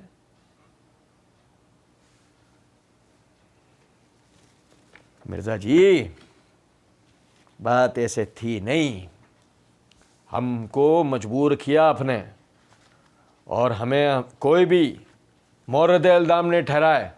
سنو ذرا بات کو، کیونکہ یہ پہل انویسٹمنٹ کی طرف سے ہوئی ہے. یہ پہل کس سے ہوئی ہے؟ جس پہ آپ لوگوں نے انویسٹمنٹ کی تھی اہل سنت کے خلاف. یہ پہل آپ کی طرف سے اس نے کی ہے. اور سنو، اس کو روکو سب سے پہلے، مرزا کو روکو سب سے پہلے. اگر کسی کو ہم سے مسئلہ ہے تو سنو ذرا بات کو. گو اگر مرزا کو نہیں روکا جائے گا، ہم پہ جو الزام لگے گا ہم اس کا جواب دیں گے. اور کوئی کہنے والا کہہ دے نہیں یہ آپ نے بات کی ہے لیکن یہ اس کتاب کو کوئی نہیں مانتا، ہم نے تو نام پہلی دفعہ سنا ہے، کوئی مسئلہ نہیں. یہ ہمارے ہاتھ میں عقائد الشیعہ ہے، عام ملتی ہے. یہ عقائد الشیعہ کتاب جو کہ شمیم بک ڈپو ناظم آباد کراچی سے چھپی ہوئی ہے، حضرت ادیب اعظم الحاج مولانا سید ظفر حسن صاحب قبلہ کی لکھی ہوئی ہے. صفحہ نمبر 38 کے اوپر وہ کہتے ہیں کہ قرآن کے متعلق ہمارا عقیدہ ہے کہ جو کچھ ہمارے سامنے موجود ہے حرف با حرف خدا کا کلام ہے، لیکن یہ موافق تنزیل نہیں. اس میں مکی و مدنی سورے ملے ہوئے ہیں، حالانکہ اول مکی ہونے چاہیے تھے اور پھر مدنی. سورہ اقرا جو سب سے پہلی سورت تھی وہ پارہ آخر میں ہے، اور اکملت لکم دینکم جو آخری آیت تھی وہ سورہ مائدہ میں ہے. اس سے معلوم ہوا کہ آیات کی ترتیب میں بھی فرق ہے. بعض صورتوں سے آیات کم بھی کر دی گئی ہیں، بعض صورتوں سے آیات کم بھی کر دی گئی ہیں. مرزا جی یہاں ضعیف روایات کا مسئلہ نہیں ہے، اور اگر یہ باطل عقیدہ ہے تو کس کا ہے؟ سنو ذرا بات کو. کہتے ہیں وہ ثاقب اکبر صاحب نے جو کہا ہمارے سر آنکھوں پہ، ثاقب اکبر صاحب کی بات، ہمارے سر آنکھوں پہ، ہمیں نہیں تھا مسئلہ. شروع کس نے کروایا؟ کیوں نہیں روک دیا ثاقب اکبر صاحب نے اس جنگلی کو؟ کیوں نہیں کہا اس کو کہ اس کو انجیکشن لگواؤ، کسی کو بھی کاٹ لے گا تو اس کو بیماری ہو جائے گی؟ کیوں نہیں روکا اس جنگلی کو؟ جب اس جنگلی کو پیچھے لگایا گیا تو ہمیں ہر جنگلی کے اوقات دکھانا اچھی طریقے سے آتی ہے. اللہ تعالیٰ کا ہم پر بڑا کرم ہے. سنو ذرا بات کو. اور کہا گیا، سنو ذرا بات کو، نمبر 5 کے تحت کہتے ہیں، نمبر 5 کے ہمارا عقیدہ ہے کہ جو قرآن موافق تنزیل حضرت علی علیہ السلام نے جمع کیا تھا وہ نسلاً بعد نسل ہمارے ائمہ کے پاس محفوظ رہا، اب وہ ہمارے 12ویں امام علیہم السلام کے پاس ہے. ہم مرزا جی سے عرض کریں گے اگر وہ موافق تنزیل حقیقی قرآن تھا تو آپ ہی بتا دیں مرزا صاحب جو آپ کے ہاتھ میں ہے یہ کیا ہے؟ ڈھکوسلا مت دے مرزا جی، جو آپ نے ڈھکوسلا دیا. میں نے پہلے بتایا ہے تحریف قرآن کے جو قائل ہیں نا جی وہ کافر ہیں. مجھے نا میں کہتا ہوں چاہے وہ سنی ہے چاہے وہ شیعہ، جو تحریف قرآن کا قائل ہے، جو یہ 2 گتوں کے درمیان قرآن ہے، اس کو محفوظ نہیں سمجھتا. ڈھکوسلا نہیں دیں مرزا جی، کھلم کھلا ان سب کو نام لے لے کے آپ یا تو گمراہ قرار دیں. ہم نہیں کہتے کفر کی بات، ہم کہتے ہیں کب ان کو گمراہ قرار دو. اور اگر آپ گمراہ قرار نہیں دیتے اس کو تو کیا ثابت ہوتا ہے؟ اللہ کی قسم جن کے ٹکڑے تم کھا رہے ہو نا اور ہم پہ تم غرا رہے ہو، جن کے عقیدے تم ہماری کتابوں میں ڈالنے کی کوشش کر رہے ہو، اور جن کے اندر کے گند کچرے کو تم ہمارے دم میں لگانے کی کوشش کرو، مرزا صاحب تمہاری دکان بند ہونے جا رہی ہے. ختم، تمہارا صفر اینڈ کر کے تمہارا ختم کریں گے انشاءاللہ. تمہارے ایک ویسے بھی اللہ تعالیٰ کے فضل و کرم سے آخری ہماری 5 ریکارڈنگز بچی ہیں، اللہ تعالیٰ کا بڑا کرم. ہم نے مسئلہ 157 جو کہ کل کائنات تھی مرزا انجینئر کی اہل سنت کے خلاف، ہم نے اللہ کے فضل و کرم سے اس کو نمٹا دیا. ہم پھر ایک دفعہ اپنی بات دہرا رہے ہیں. یہ تھا نہیں مسئلہ ہمارا کہ ہم اس کو پڑھ کے سناتے، لیکن ہمیں مجبور کیا گیا، اس لیے ہم نے اس کو پڑھ کے بتایا ہے. اور آخر میں پھر مرزا صاحب کے مقلدین کی جناب میں میں یہ بات عرض کر دوں کہ دیکھیے بھائی میرے، اب تو سمجھ جائیں اس بات کو، یہ آدمی گمراہ ہے. جو آدمی اللہ کی کتاب میں تشکیک پیدا کرے، جو اللہ کی کتاب میں تحریف کے ثبوت دینے کے لیے بیٹھ جائے، آپ سوچیں اس آدمی کی گمراہی میں اور کسی قسم کا کوئی شک بچتا ہے. اور انشاءاللہ مرزا جی ابھی ایک اور دلیل بھی دیں گے، اور اسی کے ساتھ ہم اہل سنت کا جو حقیقی مقدمہ ہے وہ بھی انشاءاللہ ہم اس کے ساتھ پڑھ کے سنائیں گے. اللہ رب العزت توفیق دینے والا ہے. وما علینا الا البلاغ.